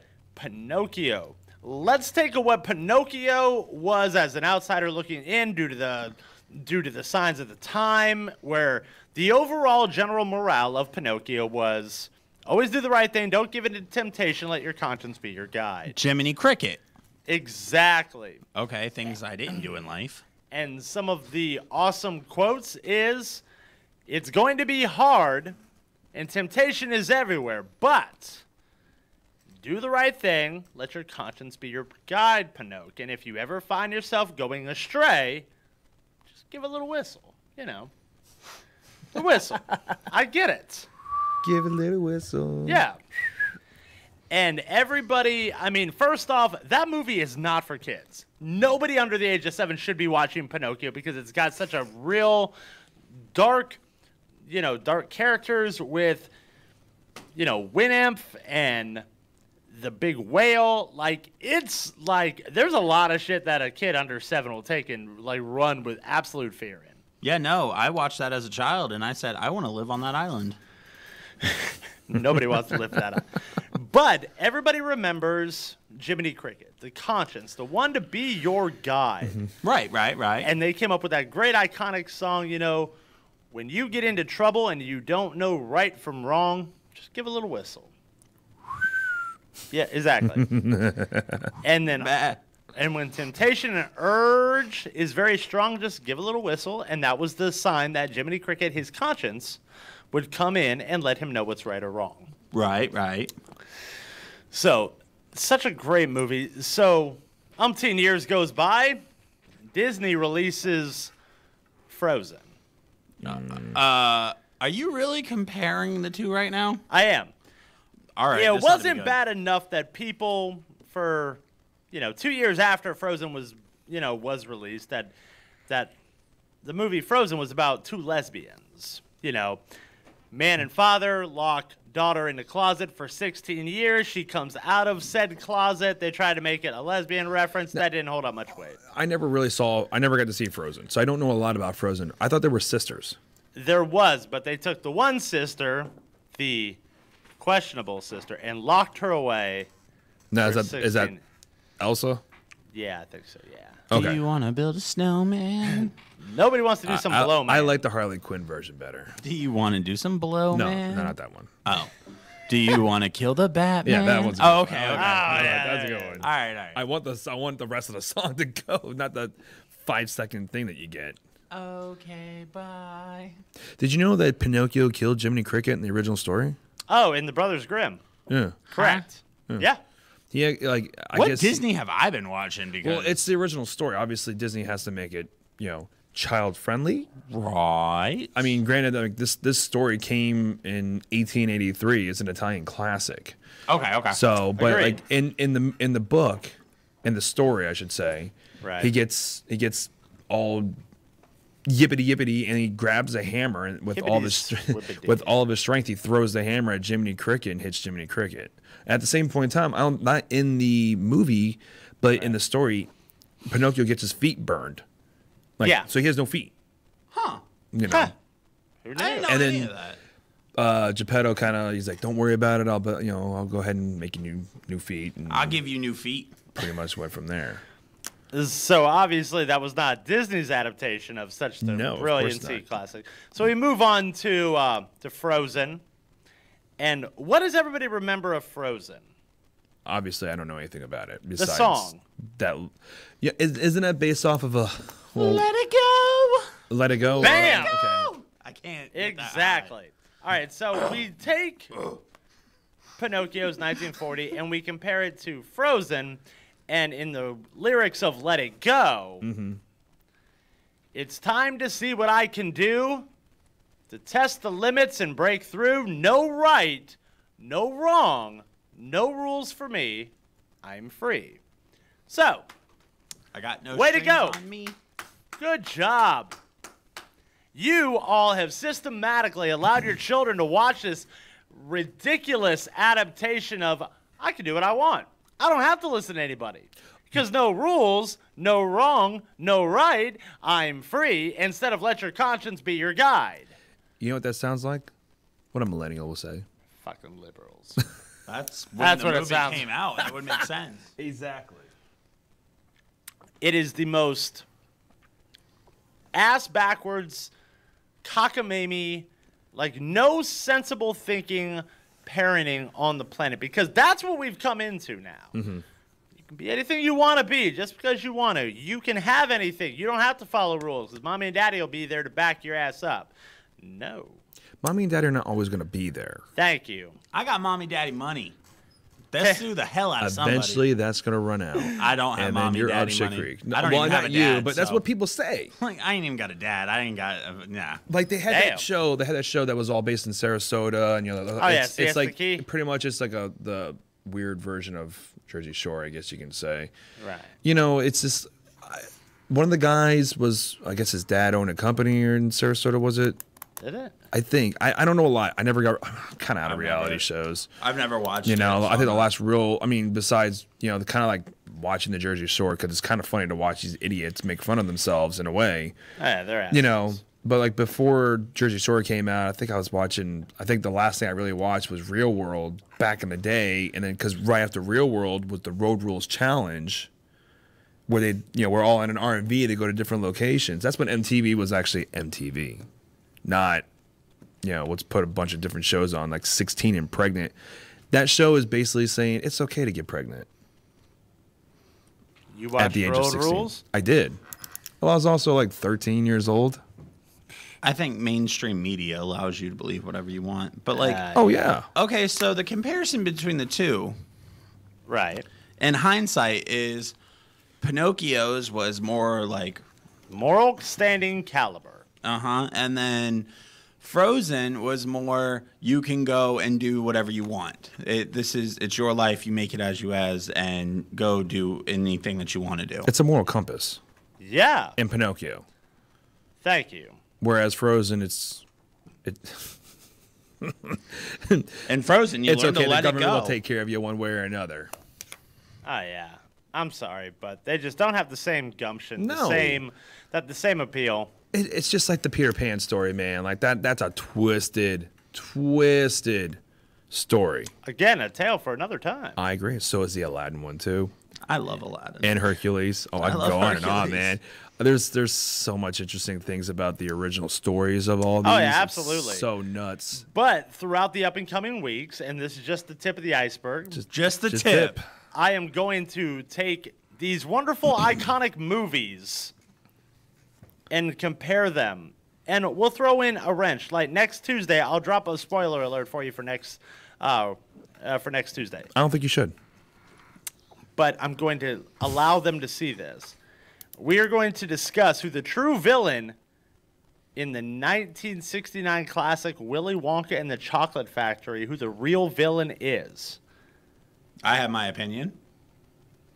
All right, so we're going back to the Gene Wilder version. Yeah. Gene Wilder, yep. I have my opinion about that. So much. That's such a good movie. A lot of spot-on shit, so we'll definitely get to that.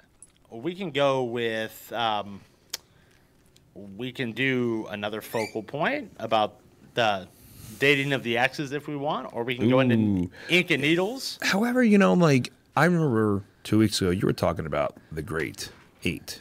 Yes, we will Do be. you have a little bit of information on that? Yes, I'm going to be. Well, no, I'm not really Not yet. submitting applications. No, I'm just simply grabbing, picking, and choosing what I want. 8 women.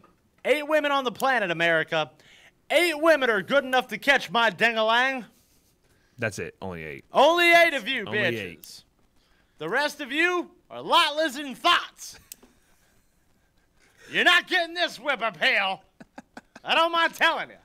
So in the upcoming weeks, are we going to name these girls? We are not only going to name them, but you guys are going to verify that these are real people. I'm not just making it on them. Okay. I don't care who knows that Johnny wants to nail you 3 ways to Sunday, face down, ass up, feet to Jesus.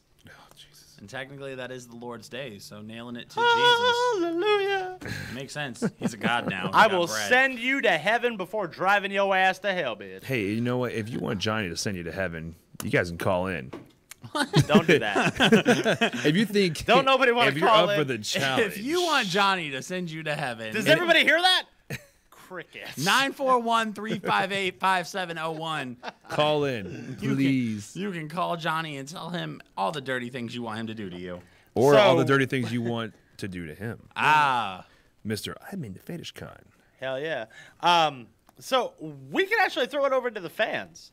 We can go with whatever Ink and Needles is. Ink and Needles is actually very simple. Like, it takes about 2 minutes to explain it. Perfect. Zach is a simple man. Run it. So Ink and Needles is pretty simple. I want to hear stories. I want to hear stories not just from us, but from the people who watch. Most of the people that are watching right now, they all have tattoos, and most of the time, all their tattoos have meanings. Joey, you've been working on your sleeve for a hot minute now. I am covered in them. Yeah. Johnny has a couple tattoos and stuff. So what I'm going to do Got a couple.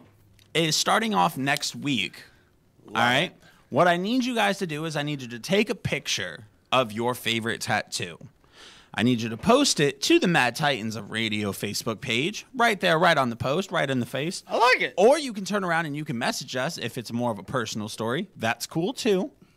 You tag me, Joe, or Johnny right there on that post. We can read it. And after that, I'm going to pick one of the best stories representing the best tattoo. It doesn't matter how it looks like. It just matters the story behind it. And what we're going to do is next week, I'm going to showcase that right here live for everybody to hear, everybody to read, and then we're going to turn around and I'm going to tell you my favorite tattoo. I'm going to tell you the story behind it and the meaning. I've got some ridiculous ones. I've got some good ones. It just really depends. Mostly ridiculous. Mostly ridiculous. It's all time and place for me. Like, I just feel to get this tattoo of this riddle box on my arm. I don't know what you're talking about, sir. But other than that, man, I like it. That's what Ink and Needles is. It's completely fan interactive. How cool is that? I will take that all damn day. Don't mind it. Not even a little bit. Yeah. That's what we're all about. We're about fan interactive. You know, like, seriously, if you're having a problem and you can't find someone to help you out, just call in. You know, 941-350-5701. You've got a friend. You got a friend in me. I'm a doctor. Yeah. Are you playing on TV? I made a Netflix series. I starred in it. It's fine. Did you know Saul. there's a new series on Netflix called I'm a Killer, and I watched it. Did you watch the first episode? Orlando to Cape Coral to Port Charlotte. Yeah, that's in our backyard. It's so interesting. John Walton, I might. I mean, $20 is $20. So if some dude's gonna suck me off for $20, why not? Don't make eye contact. Don't make it weird, man. Other than that, and speaking of making things weird, all right. I got into an altercation with somebody who will remain nameless because they thought up and down that I was trying to get with their ex. And it made me think. It made me think to myself. It made me think on many different levels. Is there a statute of limitation when it comes to dating a friend's ex, guys and girls? I mean, because let's call it for what it is and not what we think. Ladies and gentlemen, we're all guilty of it. We've all looked at a friend's ex inappropriately. We've all had inappropriate thoughts. Shit, anytime we try to use this as an example, poor Joe dies. And freaking Olga is left defenseless. I know, it's always if Joe dies. It's always if Joe dies. But is there an issue with it? I think if it's been over a year, game on. If it's not somebody who you weren't like Facebook official with, or you hiding them, or you keeping them locked down in the basement like Roman Polanski, then you know what? Nah. If you kick that heifer to the curb, then Johnny might holler. Johnny might holler. But if they're married, if you got baby daddy issues or baby mama issues, you know what? Nah, Johnny might not holler. You don't Depending want those problems. on Yeah, you don't want those problems. But and I'll ask my brethren immediately to my left, you know, is there an issue? Hi. If I looked at you and I said, "Hey, I'm feeling one of your exes. Can I smash?" I really feel like it would depend on the situation. Like, I feel like that's where that's at. If it was just a random ex that, right, you know what I mean? We split, it's done, it's over with, and like, and enough time has passed. Like, I don't care. You know what I mean? Do that. But if you're come at me and you're like, hey, I know that you and such haven't been together for almost a year, and you spent a good, I don't know, 5, 6, 10 years of your life with this person, and even though you can find her in said splash zones every fucking week, Jesus Christ, there we go! All right, if you came at me and did that, that's a completely different story. Fuck Agreed. no. Fuck no, you're getting punched in the throat. We're calling it a day. She can sit in the splash zone by her goddamn self and stay dry like the Sahara Desert. But up until that point, all right, if it's just a random ex, that I honestly gave 2 shits about and I wasn't involved in it and I kept it hidden and it was Roman Polanski's basement and you were left there playing with Lego sets by your goddamn self, by all means, Johnny, run through. I'll film it for you. We'll post it on Pornhub. Okay, and facts. I completely co-sign something of that magnitude, especially like if it's like a baby mama or things like that. Like that's a no-fly zone. Granted, if any of my friends, and you're looking at all of my friends like right here in this room, if they ever want to be like, I want to fuck Johnny's baby mama, first off, I'd laugh at them because I'm like, no, you don't. Trust me, you don't want that. Trust me, she's a stage 5er. Stage 5 clear? Like, I will forever say that my ex-wife, I can't stand her, but she's awesome with my daughter, and that's really all that matters. That's the only thing that matters. I would definitely put in the good word. So what's a reasonable amount of time? So let's say that you didn't get somebody, you know, knocked up or they weren't pregnant or whatever, whatnot, or what have you. But you know what? You know, just like, okay, hypothetical, all right? Okay. I'm dating somebody. I fuck up. Okay. I do something I'm not supposed to. Could we say what it is? Doesn't matter. Lying, lying, cheating, all of the above. Who cares? Gotcha. Okay. All right. And I pulled the Donald Trump. You can't fire me. I quit. All right. Bye, bitch. And then Zach's like, hey. Of course it's me. We can't use Joey because Joey's married. All right. And then you're just like, hey. If you have to use me as an example, go ahead. Oh, all right. All right. I will not be offended. Then, and as long as I'm not dying. And Joe's like, hey, your ex is pretty good looking. What do you think? He goes, hey. Or what if he doesn't ask me? He just talks to him, talks to her, and then she's like, yeah, I thought you were cute too. Oh, sweet. Hey, let's hang out. Hey, Johnny, I pumped your ex, bro. Okay. I think the seal of approval is the most important thing. It is. I think that's what it comes down to. Okay. I agree 100%. I mean, if you see, here's the thing. They're like, all right, not a prime example, but as an example, as we are saying, we're totally using Joey. What was that? I said we're totally using Joey because I don't want Zach to feel ostracized and be like, why does it always got to be me? Thank you. It's always got to be me. Today's pick on Zach day is what it is. You know, like say, you know, one of my other friends, you know, his girlfriend breaks up. They break up for whatever reason. They were dating for 3 years, and then she starts hitting me up. All right. First of all, I'm going to be like, oh, okay, you know what? I'm especially if we're friends at the same point in time. But she's hitting me up, but she's also saying like, you know, I always thought you were cute and you're someone I can talk to, blah, blah, blah, blah, blah, blah, blah. You know, first of all, I probably know him longer than you. But first of all, I'm going to go ahead and tell him like, yo, just so you know, so-and-so is calling me up or, you know, hit me up on Instagram or Facebook or whatever the situation is on social media. Going down in the or DM. they're actually calling me up, you know, whatever. And this has happened way back in high school, you know, before social media became the everything for everybody. I was getting one of my best friends at the time. His girlfriend was calling me up, and saying, "Oh, he treats me bad," and all this other bull crap. And I'm like, "Oh, okay. Well, I'm like, I'm sorry that happened. You know, I'm being that nice guy." And then I go, as soon as I hang up the phone with her, I'm like, "Dude, just so you know, Megan's calling me up and saying all this bull crap. Like, you're probably like the 1%. BT dubs.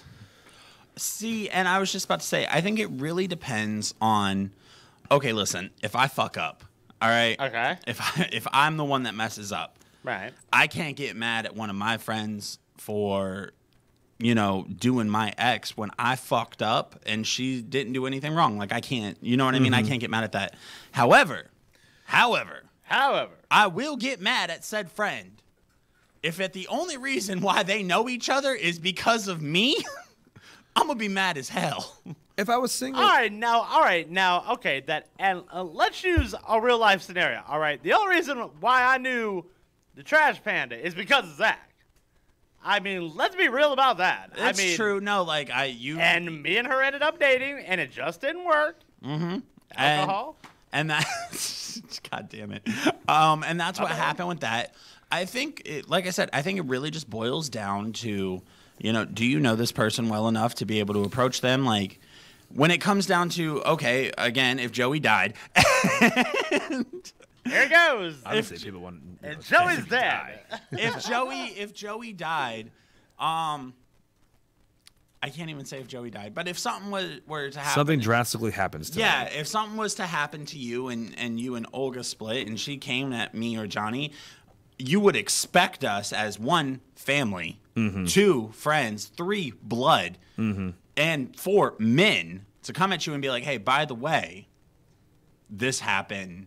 You need to know about this, blah, blah, blah, blah, blah. But if you were just a random dude that I met that we were just hanging out and we were just associated as friends, and then that happened, then that would mean that realistically she's on the market and fuck you for how you feel. And that's true. I think it complete depends. Stranger, yeah, like he doesn't know the whole situation. And then it kind of go into this route too. If two people are in a relationship and either they're having a good relationship or they're not having a good relationship, whatever the situation is, and one of them cheats, who's at fault? Do you blame? Now, let's say the guy cheats on the girl. Okay, does the guy get blamed, or does the girl that knows that he is in a relationship is blamed? I think that comes down to a 50-50 shot of, you know what I mean? Hey, like two wrongs don't make a right. No, if you know that, hypothetically, let's use me for an example. If you know that I'm in a relationship and I've made that clear, but you still trying and eventually, like, my defenses wear down and I end up doing something, that puts both of us at blame. That doesn't just put me, that puts you too, because you knew I was in a relationship and you still proceeded to try. Yeah. Like, for me, like that happened to me in the past. That's happened to me when I was in high school, where I was dating this girl. The relationship was going fine. Next thing you know, I hear from the grapevine that she cheated on me. And I'm like, what did I do wrong? And Worthington Marshall III on Facebook Live on our comments, or our dry zone, I guess. Yeah, it would be called. You have to meet one of the two people first. Who cares what happens after you all are no longer together? Okay. All right. All the fucking cards on the table. Let's be 100% fucking real with us. Screw everybody on Facebook for 2 seconds, and let's have a brother talk here. All right.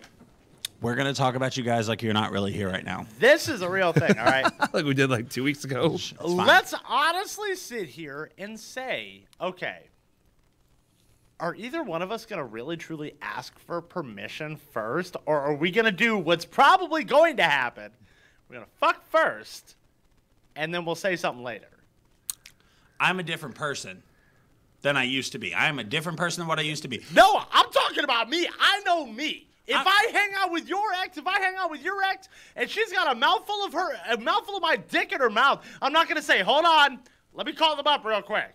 I'm going to let her finish. That's true. Which is fair. I understand that. I'm just saying where I'm at in my life, I am a different person. So before that was to happen, I would be like, skirt, 1 second.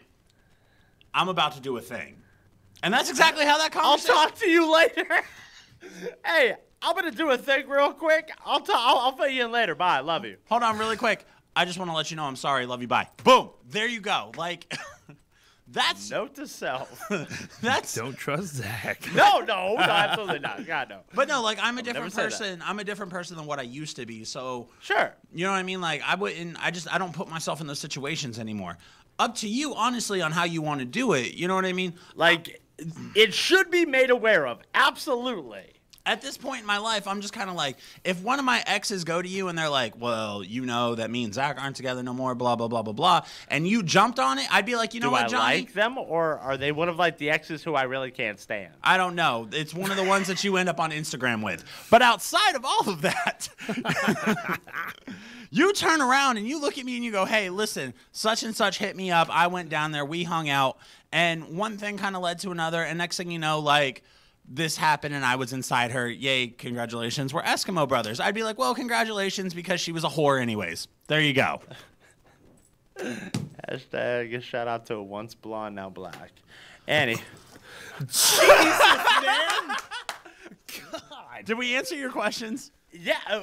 I'm just saying, is there a goddamn loophole in the world? Probably. There's always a loophole, and knowing you, you're going to try to fill it, so... I'm just saying, like, all right, because of the fact like that, I can be real. All right, Facebook, we'll bring you back in. Hey, guys, welcome back. I'm sorry we had to talk about you like you weren't there for a hot second. Yes, I have been with friends' exes. I have had exes hop on family members' penis, both in and out of the room. Shout out to my boy Justin Michaels. Thanks a lot for the birthday gift, asshole. But it was like, I see the point. Now let's go to the way extreme. Let's say the breakup was like 6-7 years ago, but every time that the girl tries to become available, you steady try to buy your time and try to get back in them good graces. I look at it as either shit or get the fuck off the goddamn pot. I have a hypothetical situation. Love hypotheticals. Go. Okay, hypothetical situation. All right. You're talking to one of my exes, okay? Yeah, which that's usually how it is because I don't I really think it's know funny because anybody. I'm not in this conversation at all. You're dead, Dad. Oh, yeah, you're dead. Thanks, appreciate it. You know that I'm a spirit haunting both you motherfuckers. Fair enough. Facts. Okay, so I want you to weigh in on this too. So hypothetically, Okay, I will. Hypothetically, I split with said girl. All right, I split with said girl. Girl and Johnny start talking to each other. Starts off on just social media, little Instagram, little gram likes here and there, da da da da da da. Yeah. And eventually, eventually, all right, those two end up start talking. Now the whole time that they're talking, she's still messaging me, telling me that she's in love with me and I'm her human and I'm her it person. Now, who's wrong in that scenario? Is it you for trying to move forward and doing something because it's my ex, or is it the girl who's leading both of us on? Great point. I would definitely have to probably say that'd be the latter of two. I would definitely have to say that would be an option B. It starts off as an option A, but then it turns into a B. Facts. And she's trying to have you fill option A and P. Well, I don't want to pee. No, she's going for option C. It's what she's doing. She's looking. She's trying to get the best of both worlds. She's trying to go ahead and play She's both looking of for you. the multiple choice answer. She's trying to go ahead and play both of No. you guys like a puppet. Okay, yeah. That you see now that I don't like that, not even a little bit. There's a lot of girls out there that think they can manipulate you, and you know. There was a time that when I lived with Zach, and we literally had females going back and forth. You are not allowed to sit there and blow up my phone and tell me that you love me while you're trying to fuck my brother. There you go. There's that. And vice versa. Vice versa. Yes, because at one point in time, America, females have actually said that I love you. I don't know if they mean it. I highly doubt it. I don't know that for sure. But this conversation alone could run about 3 hours. It could.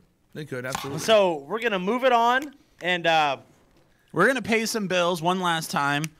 This is going to be an ultra quick break because when we come back, we're going to have a quick other side of the bar, and we're going to let Zach close out the show with The Circus is Strange. Oh. I'm super excited about that. That the other side of the bar, for me, it's more of a personal segment because I know what type of crazy-ass shit goes on at a bar. And Dad knows all the stories. He's done all the stories to and fro, shot and fro. So go ahead, go to the bathroom, make sure you wash your hands. Take care of what you need to take care of. If you got to rub one out real quick, don't worry. We're going to be right back. You got at least 3 minutes. We know that's more time than you normally need. Facts. You're listening to the Sky's the Limit Radio. What up, baby? You already know what time it is. It's me, Webber, the Savage, Sweet Tone Zoya. And the sky's the limit. Straight up, and it ain't no limit. Leader. Entertainment with no ceiling.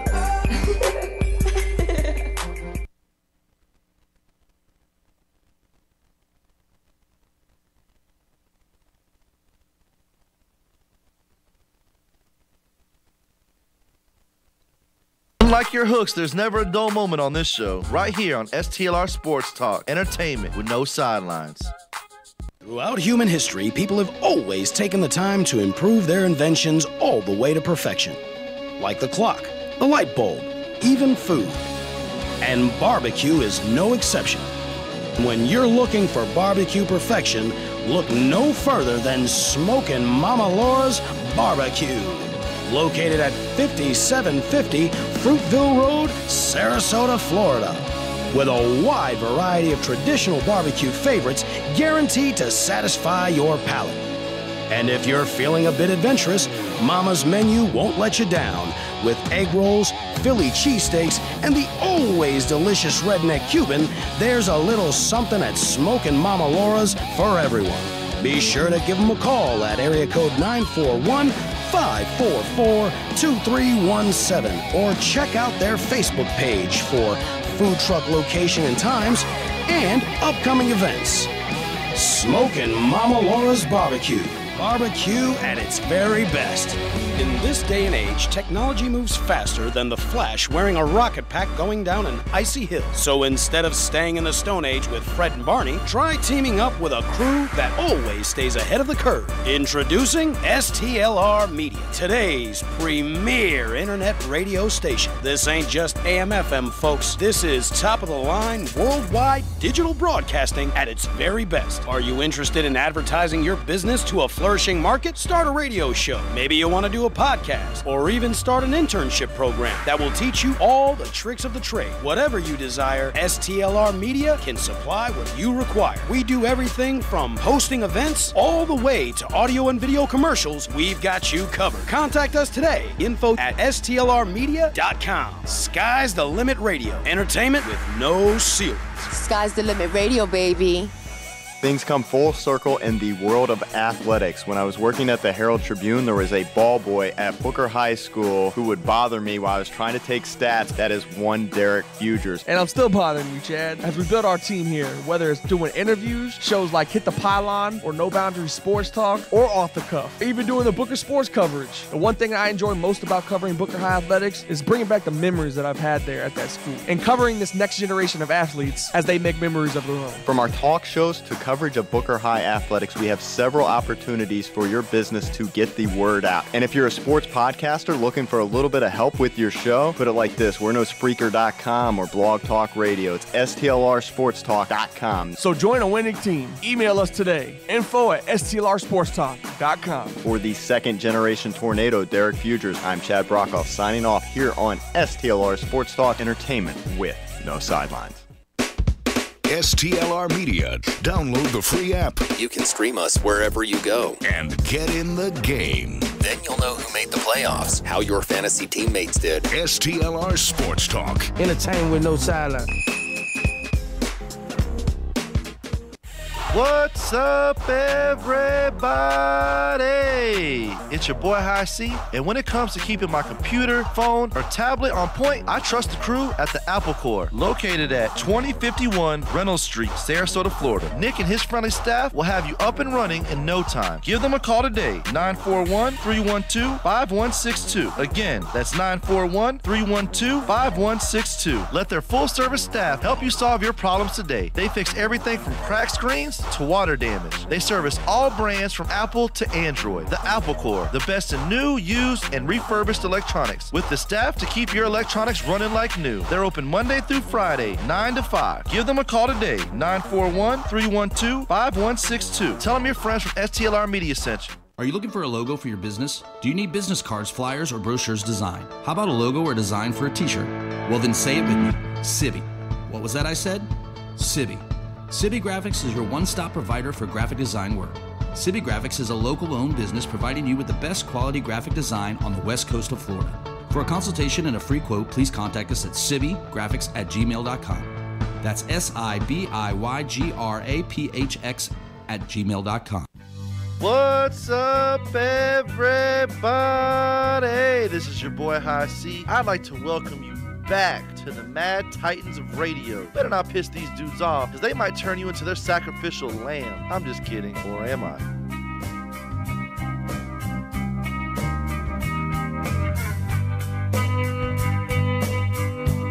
Small stories. All right, guys. We're back for the last leg, if you will. And what better way to close out the show, or do the go-home spot, if you will, than good old Dad. Welcome back to Thunderdome, bitches. Dad's got himself, I've got to say that before I play this intro, I love the way that you dove right into this fucking world. God bless thanks, you. man. Appreciate it. Everybody that looks like you. Hey, you. Yeah, you. You got some stories? My father would womanize, he would drink. We'll pull up a chair, we'll pour you a shot of Jameson, because I got some stories to tell you. This is the other side of the bar. That's cheers. That is cheers. That's cheers. I see you fucking madman. God damn you, man. Everybody knows your name. The funny thing is, I really do know all your names. That is true. So, and sir, I know your drinks. I know what you're going to eat. I know how many cigarettes you're going to, You're going to drink? Tell us a story. Well, first of all, this version of the other side of the bar is brought to you by one of my favorite drinks, and that's Jameson. And just so you know, there's a shot you can make out there called the green tea shot. It is equal parts of Jameson, peach schnapps, and a little bit of sour mix. And it's delicious. It is delish. So, being in the bar business, I've been bartending for 10 years. I have seen it all. I'm not going to say I've done it all, but I have seen it all. I have been given numbers left and right, and to be quite honest with you, I throw them away at the end of the night because, I'm married. So, I mean, you're a married man. Sorry. I'm not trying to be rude. It's just I appreciate the compliment that you females give me. But, sorry, I'm taken.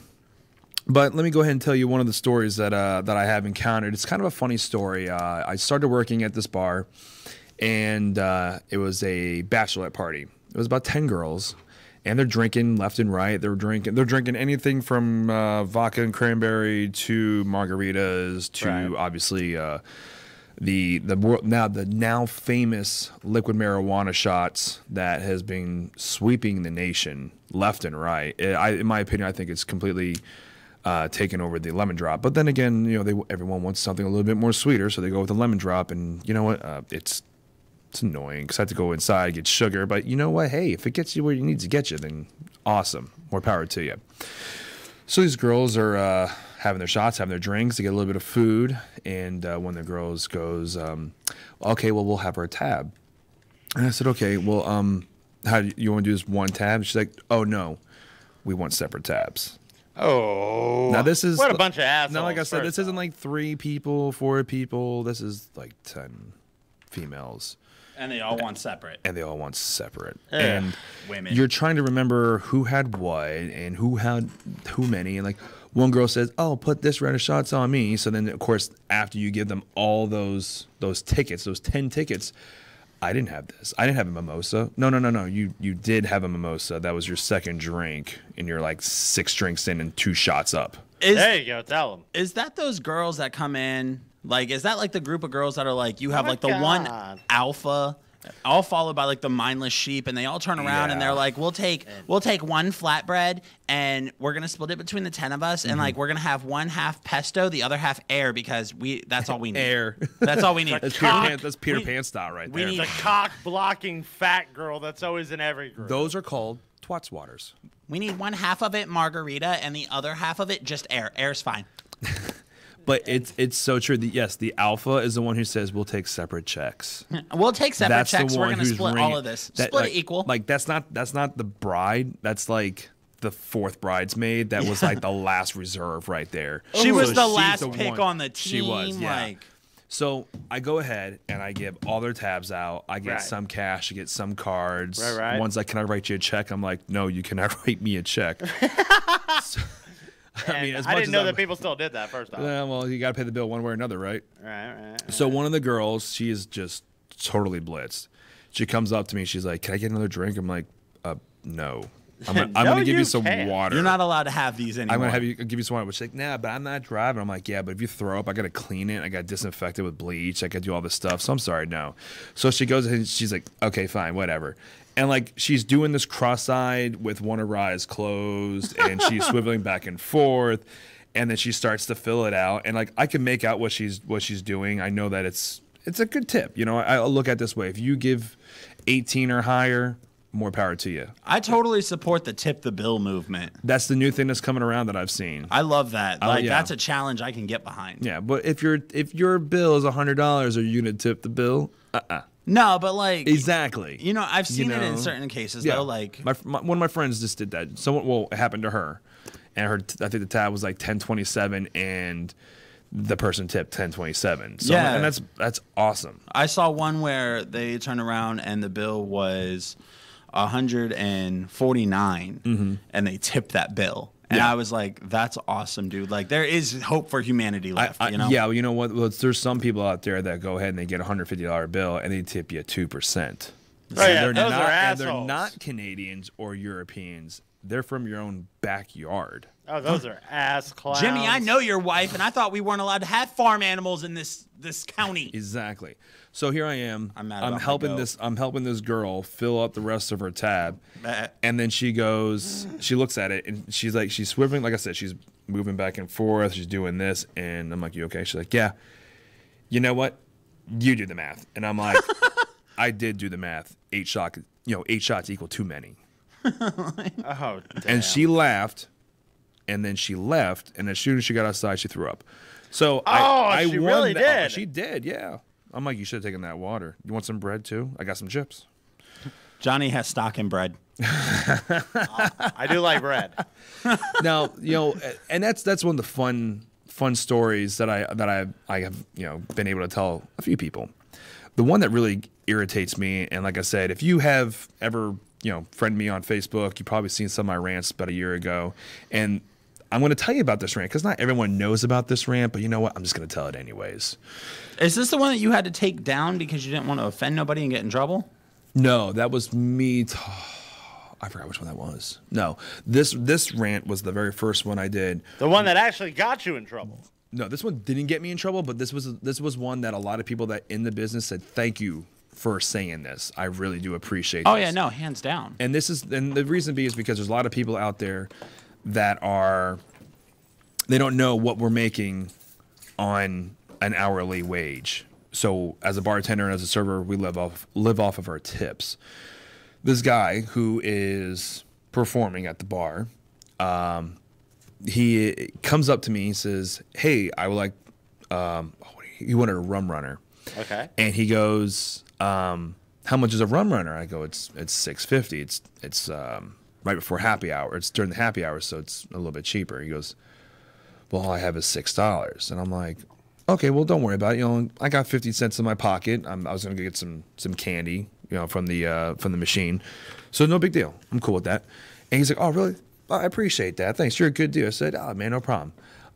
So I'm going to make his drink, and then he says, "Hey, "Can you do me a favor?" I said, "Yeah, what's up?" And thinking like maybe light ice or something like that, which a lot of people think that you're gonna get more alcohol. You're not. You're getting more of a chaser. He goes, "Make it a strong one, for a friend." And I seriously look at him and go, "Okay." I didn't make it strong for him. I made it weak, and I gave him more juice. Because here's the thing. More juice. Here's the thing. You're asking me. First of all, you're asking me to jeopardize my job, which shame on you. And I've never done that. I have to pay my bills at the end of the week. Shame on you, for shame. I'm going ahead and I'm covering the little tip at the end, the 50 cents. Then you're also not tipping, and then you're also asking me to make it stronger for you. I haven't seen the guy since. It's been about 2 years now. Right. And it's just irritating that there's people out there that think I can make your drink stronger. If you want your drink stronger, ask for a double. Or ask for it on the rocks where you're going to get a little bit more alcohol. Ask for a splash of Coke or whatever it is. The way that you word it is how I'm going to make it. If you just ask for a vodka cranberry, I'm going to give you a vodka cranberry. A shot is 1.5 ounces, and the rest is juice. And that's in a 16-ounce cup or a 16-ounce cup. That's a shot. If you want it stronger, ask for a double. It's irritating because I'm not going to lose my job because you want to get trashed. Buy a bucket of beer. Buy a bucket of beer. Go home. Go drink liquor at home.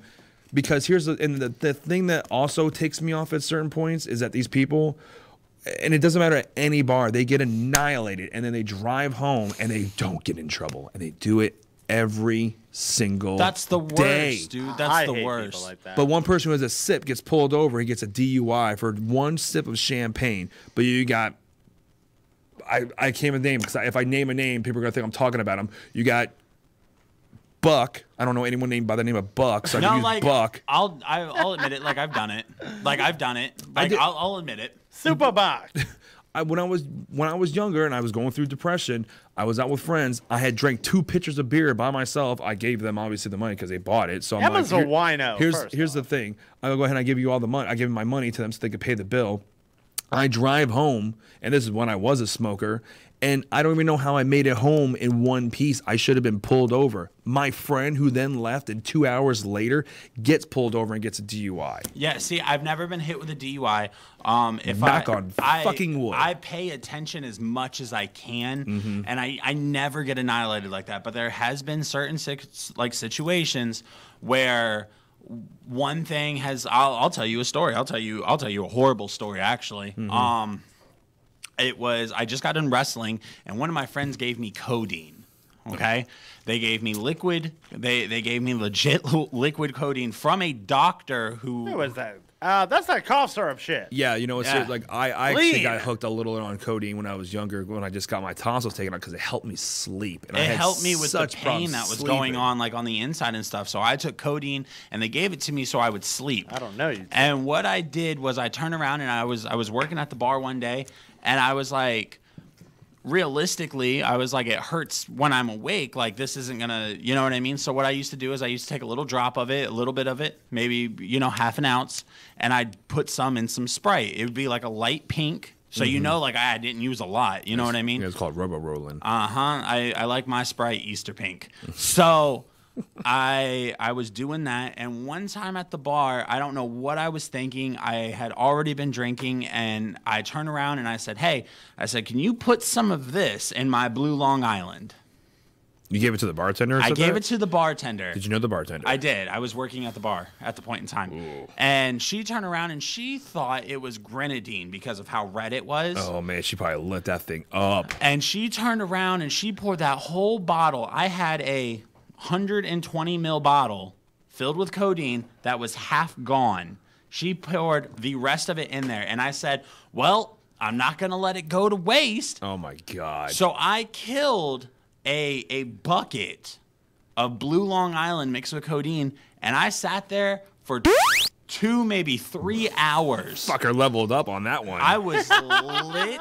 It was bad. I was not in any way positioned, and at like 4 o'clock in the morning, I said, I am going the fuck home. And I got in my car, and I drove 45 minutes down 75. And I'm not proud of this story in any way, shape, or form. Because, like, that could have been bad for me. That could have been bad for somebody else. Like, I could have hurt somebody really bad at that point in time. Yeah. And I'm happy that I didn't do that. You could have ended up behind closed doors. You and these damn things. But, no, like, I completely understand, like, where you're coming from. And you know what I mean? Like, that's why if it ever gets to that point, like, if you're going to a bar to get messed up, what's that one death shot? It's like the 4 horsemen. The 4 horsemen. That is game over. I like it when people are like, give me the strongest shot you got. And I'm like, and I look at them and I laugh. I'm like, didn't I do one? Yeah. You gave me one. Yeah. That was a bad night. That was New Year's. No. That was Christmas Eve. That was still a bad night. And people are like, give me the strongest shot. And I'm like, We hung out during you did. Christmas Eve. Yeah, That's it was 2 years ago. And it's just so fun when people ask for that shot, and I'm like, "Are you sure?" Like, I like signed this waiver because this is game over. Yeah, this is done. Like, I'm going home, or I'm walking to that hotel, or I'm sleeping in my car. Yeah, no, that was one of those things that no. And I used to have a really bad drinking problem. Like, I'll admit that. And nowadays, like, I don't. Like, I'm very content where I'm at in my life. Like, but some people, man, I don't understand how they can do it. Here's the funny thing: the people that are annihilated and they drive home and then they get into an accident, those are people that leave unscarred, unscathed. Because their body just goes loosey goosey. But then you got someone who's not, who's driving home, and next thing you know, they're Sounds the like ones. my Saturday night. There you go. They're holding onto the steering wheel as hard as they can. Next thing you know, both of their wrists are shattered, or they have a freaking piece of glass in their freaking chest. Yeah. That's not the same scream. Oh, my bad. But we'll lead into that. Like, there you go. But you know what? Like, that's the other side of the bar, you know, and it's still the beginning. I'm looking forward like, it's gonna get better. I'm looking forward to like the down and dirty, gritty stories behind. Yeah, I can't go. I can't give it to y'all in full force, man. Like, Nah, man. I have to give you. I just got to give you a little sample. It's all about the build, and honestly, like, I am super excited to hear like more tales behind the bar, brought to you by Papa Joe. You know what I mean? Like, Papa Joe. Papa Joe. Yeah, we ain't talking Joe Paterno. Nope. So no, we we're go talking Russian. We go from one segment to the next, and you'll probably like this one. Stand by. Ladies and gentlemen, boys and girls, children of all... Wait. No. This circus isn't for you kids. Go on to bed. Adults, welcome to Zacky's Circus is Strange. I thought you weren't supposed to vape in here. I'm sorry. Yo, High C's having so much fun with these. I know. I'm going to get on that level, and I'm going to blow that shit right up on You better level up yourself, sir. Boy, you ain't lying. So, searching through the deep, dark web of our lovely internet space, which, mind you, I think I now own a black card for human trafficking, but that's a different story on a whole other level. Nice. So not last week, but the week before, we talked about baddragon.com, okay? Now, Bad Dragon. I actually listened to that again just for fun. I wanted to dive into something a little bit more different this week. I wanted to actually bring a fetish that isn't normally known to other people and stuff like that. And I was going to do... There you go, ladies. I was going to do the beating cross thing, okay? Yeah, no. And I was like, no, like, I can go darker. Like, I want to do something dark. Like, I want to do something messed up. I want to do something that, like, it's going to get you in, like, the newspaper for having this fetish. And after looking on the web for a few different things, I found some very light ones. Some very light ones. Like, necrophilia. It's the attraction. It's being aroused to a corpse. They have one on there. It's something philia where you're attracted to butts. Dude, I love butts. What's it called again? I forget exactly what it's called, but booty. It's booty. It's a bootiphilia. That's what it is. It's where you are attracted to a butt. There's ones where you're attracted to feet. There's the attraction of touching people in public, like in a large crowd. You walk by and you give them a little honk honk. It gives them a rush. It gives them a feel. You know what I mean? And then I found one. that was just so disturbing. And I saw it, and I was like, there's no way this is real. There's no way this is real. Zach, I got to know what it is. I'm going to get there. But PTP. I need you to know that leading into this, I had to do my research to find out incidents of this. Okay. And after about an hour and a half, I found it, ladies and gentlemen. I found one situation out in Arkansas of something happening to this nature. Okay. Now, what this philia is called is vorarphilia. It's vor for short. And what it is a paraphilia, and a fetish chiefly practicing by role-playing involving the devouring of or being devoured by another person. It's like cannibalism. It's exactly cannibalism. And as I started reading onto this, I was like, there's no way. And then I found one incident, and then I found two, and then I found three, and then I found four of them. And one of them is documented out in Arkansas where this man wanted to die by being eaten alive by an obese dominatrix. Wow. Where he paid her X amount of dollars. Now, mind you, she went to jail. She went to jail because she did this. He paid her an X amount of dollars to cut him up into little pieces and eat him. So he was willing to die. He was for willing. This. He was willing to die because that's what he wanted to do. And then you started reading the story a little bit, and it all divulges from Jeffrey Dahmer.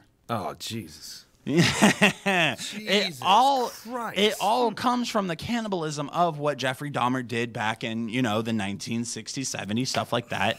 And he was a real life cannibal. That was cannibalism at its best. You know what I mean? If you watch, I think it's Black Taurus, they do a thing, Tourist, I'm sorry. It's on Netflix, and the guy goes to Milwaukee and is actually with this lady who follows the Dahmer story. Mm-hmm. And then they actually go and talk to one of the lawyers that was defending Dahmer. And you hear the audio from him, you see pictures drawn. Yeah, it's like we need to reach out to him and get him on the show. Who, Dahmer? No, the guy who defended Dahmer. It was a female. Yeah. Oh, that's awesome. That's even better. And that's the thing, like, I was so concerned about this because I wasn't 100% sure. And then I started reading stories. People actually wrote stories about like what they were doing and stuff, where they're taking a razor blade and they're cutting off chunks of their skin and feeding it to their partner. Yeah. Dude. Yeah. Dude. So, and I'm into some freak shit, America, but y'all motherfuckers done lost your ever-living and that's mind. the thing. You talk about a foot fetish, and nowadays I'm just like, all right, whatever. That's fine. Like, okay. No, the second that somebody... Foot job for all, go for it. I want somebody to look at me and be like, so yeah, I'm into cutting like I'm into cutting like chunks off of me and like feeding it to you like a baby bird. Like, again, America... Just imagine for 2.5 seconds. White people. Guarantee it's a white person thing. Yeah, it is. You meet somebody. You get to know them. Now, mind you, they're always wearing a long sleeve shirt. You never really understand why. You're in Florida. You know what I mean? Let's say hypothetically, Olga died. Okay, look at that. Now Olga gets to die. See, now look. Now you're back on the market, and you meet some girl, some little petite thing that's cute in the face, and she got a nice little, philia in the booty, and booty. And you turn around and you start talking to this girl, and then one thing kind of leads to another. You go back to her house. She cooks you dinner. You guys are like Netflixing and chilling. Like it's one thing, and then all of a sudden, it's that time, and you take off her shirt. And you notice that her arm's a little bit more fucked up than what you would normally see. And you don't ask questions because that's rude. We have a caller, Johnny. We have a caller. Oh, man. I'm sitting there getting off to this, and people want Thank you for calling the Mad Titans Radio. Yeah, I want to know what mad, crazy philia it is when you use a small child as a battering ram in the middle of a wrestling match. It's called a good time. Yeah, Zach, you wanna fill us in on that one? It's quite well, simple. I mean, considering the small child was used to hit Mr. Frost. Yep. I believe that's called Madhouse Philia. It's called Don't Chant Use My Kid as a Weapon. It's called Don't Give Me Ideas That I Shouldn't Have Because I'm gonna do it. That's Madhouse Philia. 3 years ago, I actually remember watching this child being used as a battering ram at a real pro wrestling show. Yep. Poor guy. Yeah, and this was after Mr. Frost hit Zach with a watermelon. No. Watermelon! No, I used the cheese grater on him. Yes. He used the watermelon on me. You deserve that. That was payback. Well, yes. You did deserve the watermelon, Mr. Frost, because it's me. It's the SGT calling in to tell the guys congratulations on 3 years of real pro wrestling. Thank you, man. Appreciate it Good very much. stuff. Thanks, Sarge. Guys. Talk to you guys later. Good luck. All right, Thank man. you, Take sir. care, brother. So back to our more fucked up topic. Thank you, Sarge. We really appreciate that. Yeah, so thanks for, another trip down memory lane of getting kicked in the face by a kid. So you pull off a shirt and arms a little more fucked up than you would normally ask, and you wouldn't normally ask because obviously it's rude. Yeah. You know what I mean? So then one thing kind of leads to another, and she's on top of you, and everything's going down, and you're like, this is awesome, this is great. And then all of a sudden, she reaches behind her off of the back wall, and she pulls out a dagger, something sacrificial, and you're like, what the hell is going on? And she turns around, and she cuts a big chunk out of her arm, puts it in her mouth, and tries to feed you like you're a baby bird. Out. What do you do? Out. First of all, First of all, obviously, I'm already picturing this because it reminds me of the scene from Hot Shots Part 2 when she goes and pulls with the sheets, and it's actually a screwdriver to tighten up the headboard. But once the knife comes up, the fists come out, and she's getting punched in the face because I feel like it's a life and death situation. But then, of course, if I was like, oh, whatever, but then I see her cut the chunk of skin off, I'm like, hold on. You cooked me dinner? What did you feed me? What was that? And that's the thing that really got me into this, because I was like, there's no way, there's no reason, there's no way that this is a real thing. And then that's got to be something for you not to be into it. I've found 6 or 7 different incidents where this has happened, where people are cutting off chunks of their body and they're eating it for either their own enjoyment or for sexual pleasure because it gets them aroused. You can eat this dick as long as it stays attached to me. That's like just as bad as the Pain Olympics. That's just as bad as the Pain Olympics. Shout out to Max Hardcore. So no. Ladies, the next time that you say you want a 50 Shades of Grey relationship, you better check your The shit. next time that you're like, I'd love to be a part of the Red Room, be very careful of who you are saying that to, because you ain't ready. By the time it's said and done, you might be chained to a bed, and somebody could be cutting off their finger and trying to feed it to you. Fire! Or someone might be trying to really kill you. Yeah, that's hostile. Yeah, man. Like that. If you got a weird fetish, save it for next week. I got it. And wait a minute. Oh, sorry. My bad. Sorry. And that is called vorarphilia. Obviously, you say it. It's a 3-syllable word. Maybe 4. I don't know. But it's vor for short, and you can check that out, and you can look up your research on it. And like I said, you got to really dig for it. It's not as interesting as baddragons.com, but it's definitely pretty good. It's definitely up there. I think that's worse than Bad Dragons. Yeah, no, I'll put on a dragon sleeve any day of the week. I won't. And it's funny. It's funny that you bring up the dark web and everything, because I saw a video on YouTube. I'm kind of really interested in trying it. However, I'm not going to get it off of the dark web. But I would like to see if everyone would like to kind of chime in on this one. I want to buy a mystery box. Okay. Off of Amazon or eBay. Yeah, now, you were talking about I thought about this. I talked to the guys about it. Now, if you guys want to go ahead and help chime in or help donate to this, we'll work something out where we can actually do that. And if we get anything that's a great value, we'll split it with you. Yeah. But only if it's worthless, you can have the whole thing. But only to someone, to the one person who will obviously donate the most. Like, so if Johnny donates $20 and he's the highest bidder, then Johnny obviously is part of that pot. Yeah. But that's just how it goes. There's only gonna be one person that's gonna get that pot. Uh-huh. If you're interested, hit us up on the page. Let's talk about it. Let's work something out. And maybe in another couple weeks, maybe we'll try and do something like that. And if you're into vor, I'll cut off a piece of skin and send it to you. No. No? Get rid of some of your bad tattoos. God, Jesus. Oh, No. you motherfucker. Start with your face, please. Well, unfortunately, guys, we have come to that unfortunate time of the evening where we must bid a fond yet swift adieu. But beforehand, we always do wonderful shout-outs. So, Mr. Sinister, Mr. Frost, Mr. Why Do I Always Die? yeah. Shout out to obviously you guys, Johnny and Zach. Because like I said, without you guys, I wouldn't be here. That's one of the biggest things. Shout out to Olga for putting up with your ass. Always having my back. That's one of the biggest things. Shout out to all the fans that are watching here on Facebook. Everyone who like I obviously called in. Shout out to Pizza SQR.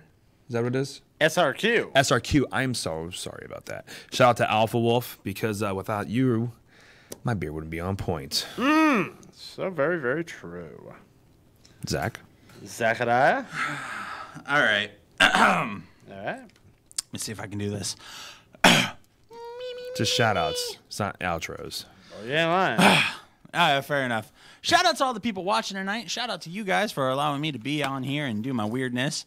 Shout out to all you guys watching, because like everybody else has said every time beforehand, you know, if it wasn't for you, we wouldn't be doing this. Shout out to the people who are not involved in VOR. Thank God. That's a whole... Don't start doing it either just because I said it. I'm leading a cult, but not a bad one. All right? This is all cult, no juice here. Wow.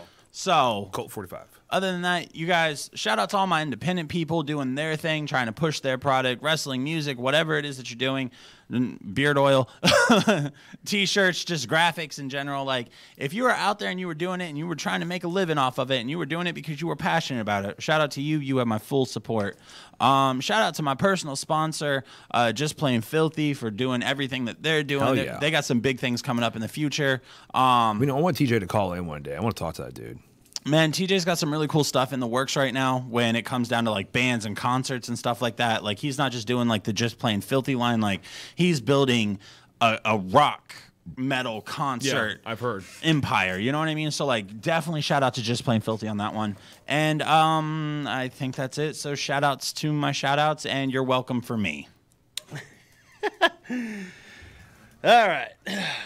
We would like to send, well, the people who actually chimed in and commented. Shout out to Nina listening to us in Palm Bay, as well as Aaron. Making those cookies and that's awesome bomb ass. So good. Cookies are gone. They're gone. And Cookies. the mac and cheese is I going didn't even home get a goddamn cookie. You did. They were so good. Yes, you did. Shout out to Jennifer and Nina listening to us in Fort Myers. Jimmy listening to us all the way in Helen, Birmingham.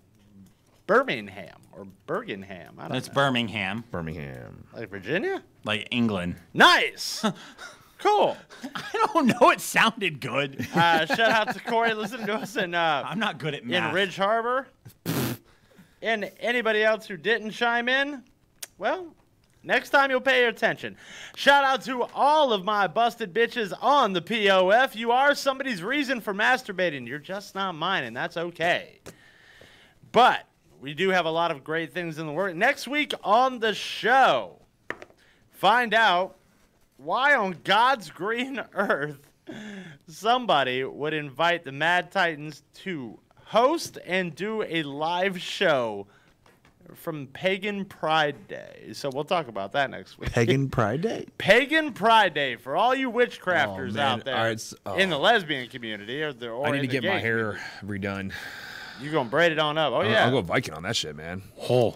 They've got sword fighters, fire spinners. They got all sorts of shit. I'm down. Going down at Pagan Pride Day over Down. in September over in Bradenton. Down. I'm down. Oh, yeah. someone's gonna float. Medieval Fair's coming up soon too. You'll float too.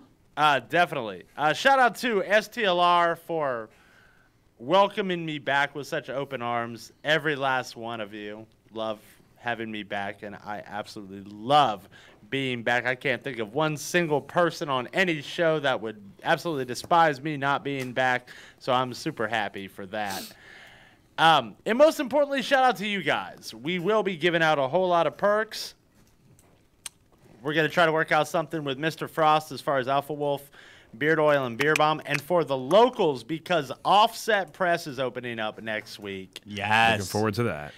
We are going to be offering an hour-ready guarantee on opening day. That's how goddamn confident I am, because I can fucking do that.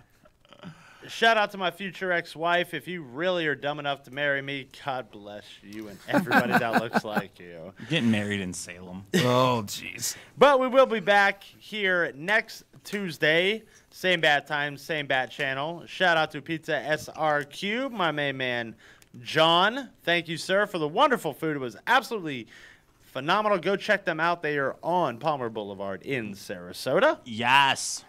They are truly a slice above the rest. I am one half of your presidential masters of America, the man who's built like a fucking Timex, man. Take a licking and I keep on ticking. You may be hitting on my brother, but you thinking of me. I am Johnny Christ. Yeah? If they know me before you, yep. All right. If the roles are reversed, it's the other way around. I can guarantee that one. I am the other half of your presidential masters of America, the ghost with the most. Yeah, that's right. I'm going that direction. The only man besides the clown that can make you float without some deadlights in you. Oh, that was great. I am the king of the 7 seas, the human horror show, Zach Monstar. And I am the intergalactic champion of champions, the first of his kind, the Alpha Wolf, the owner of the Splatterhouse. I am Mr. Frost. And remember, guys, we do a lot of things, but we'll never lie to you when everybody else will. We're out of here. Later. Later, guys. Bye-bye. Very poor choice of words. Now get out of here! Not like you! We're grown-ups, motherfucker! 1, 2, 3, bye-bye. Bye-bye. Thanks a lot.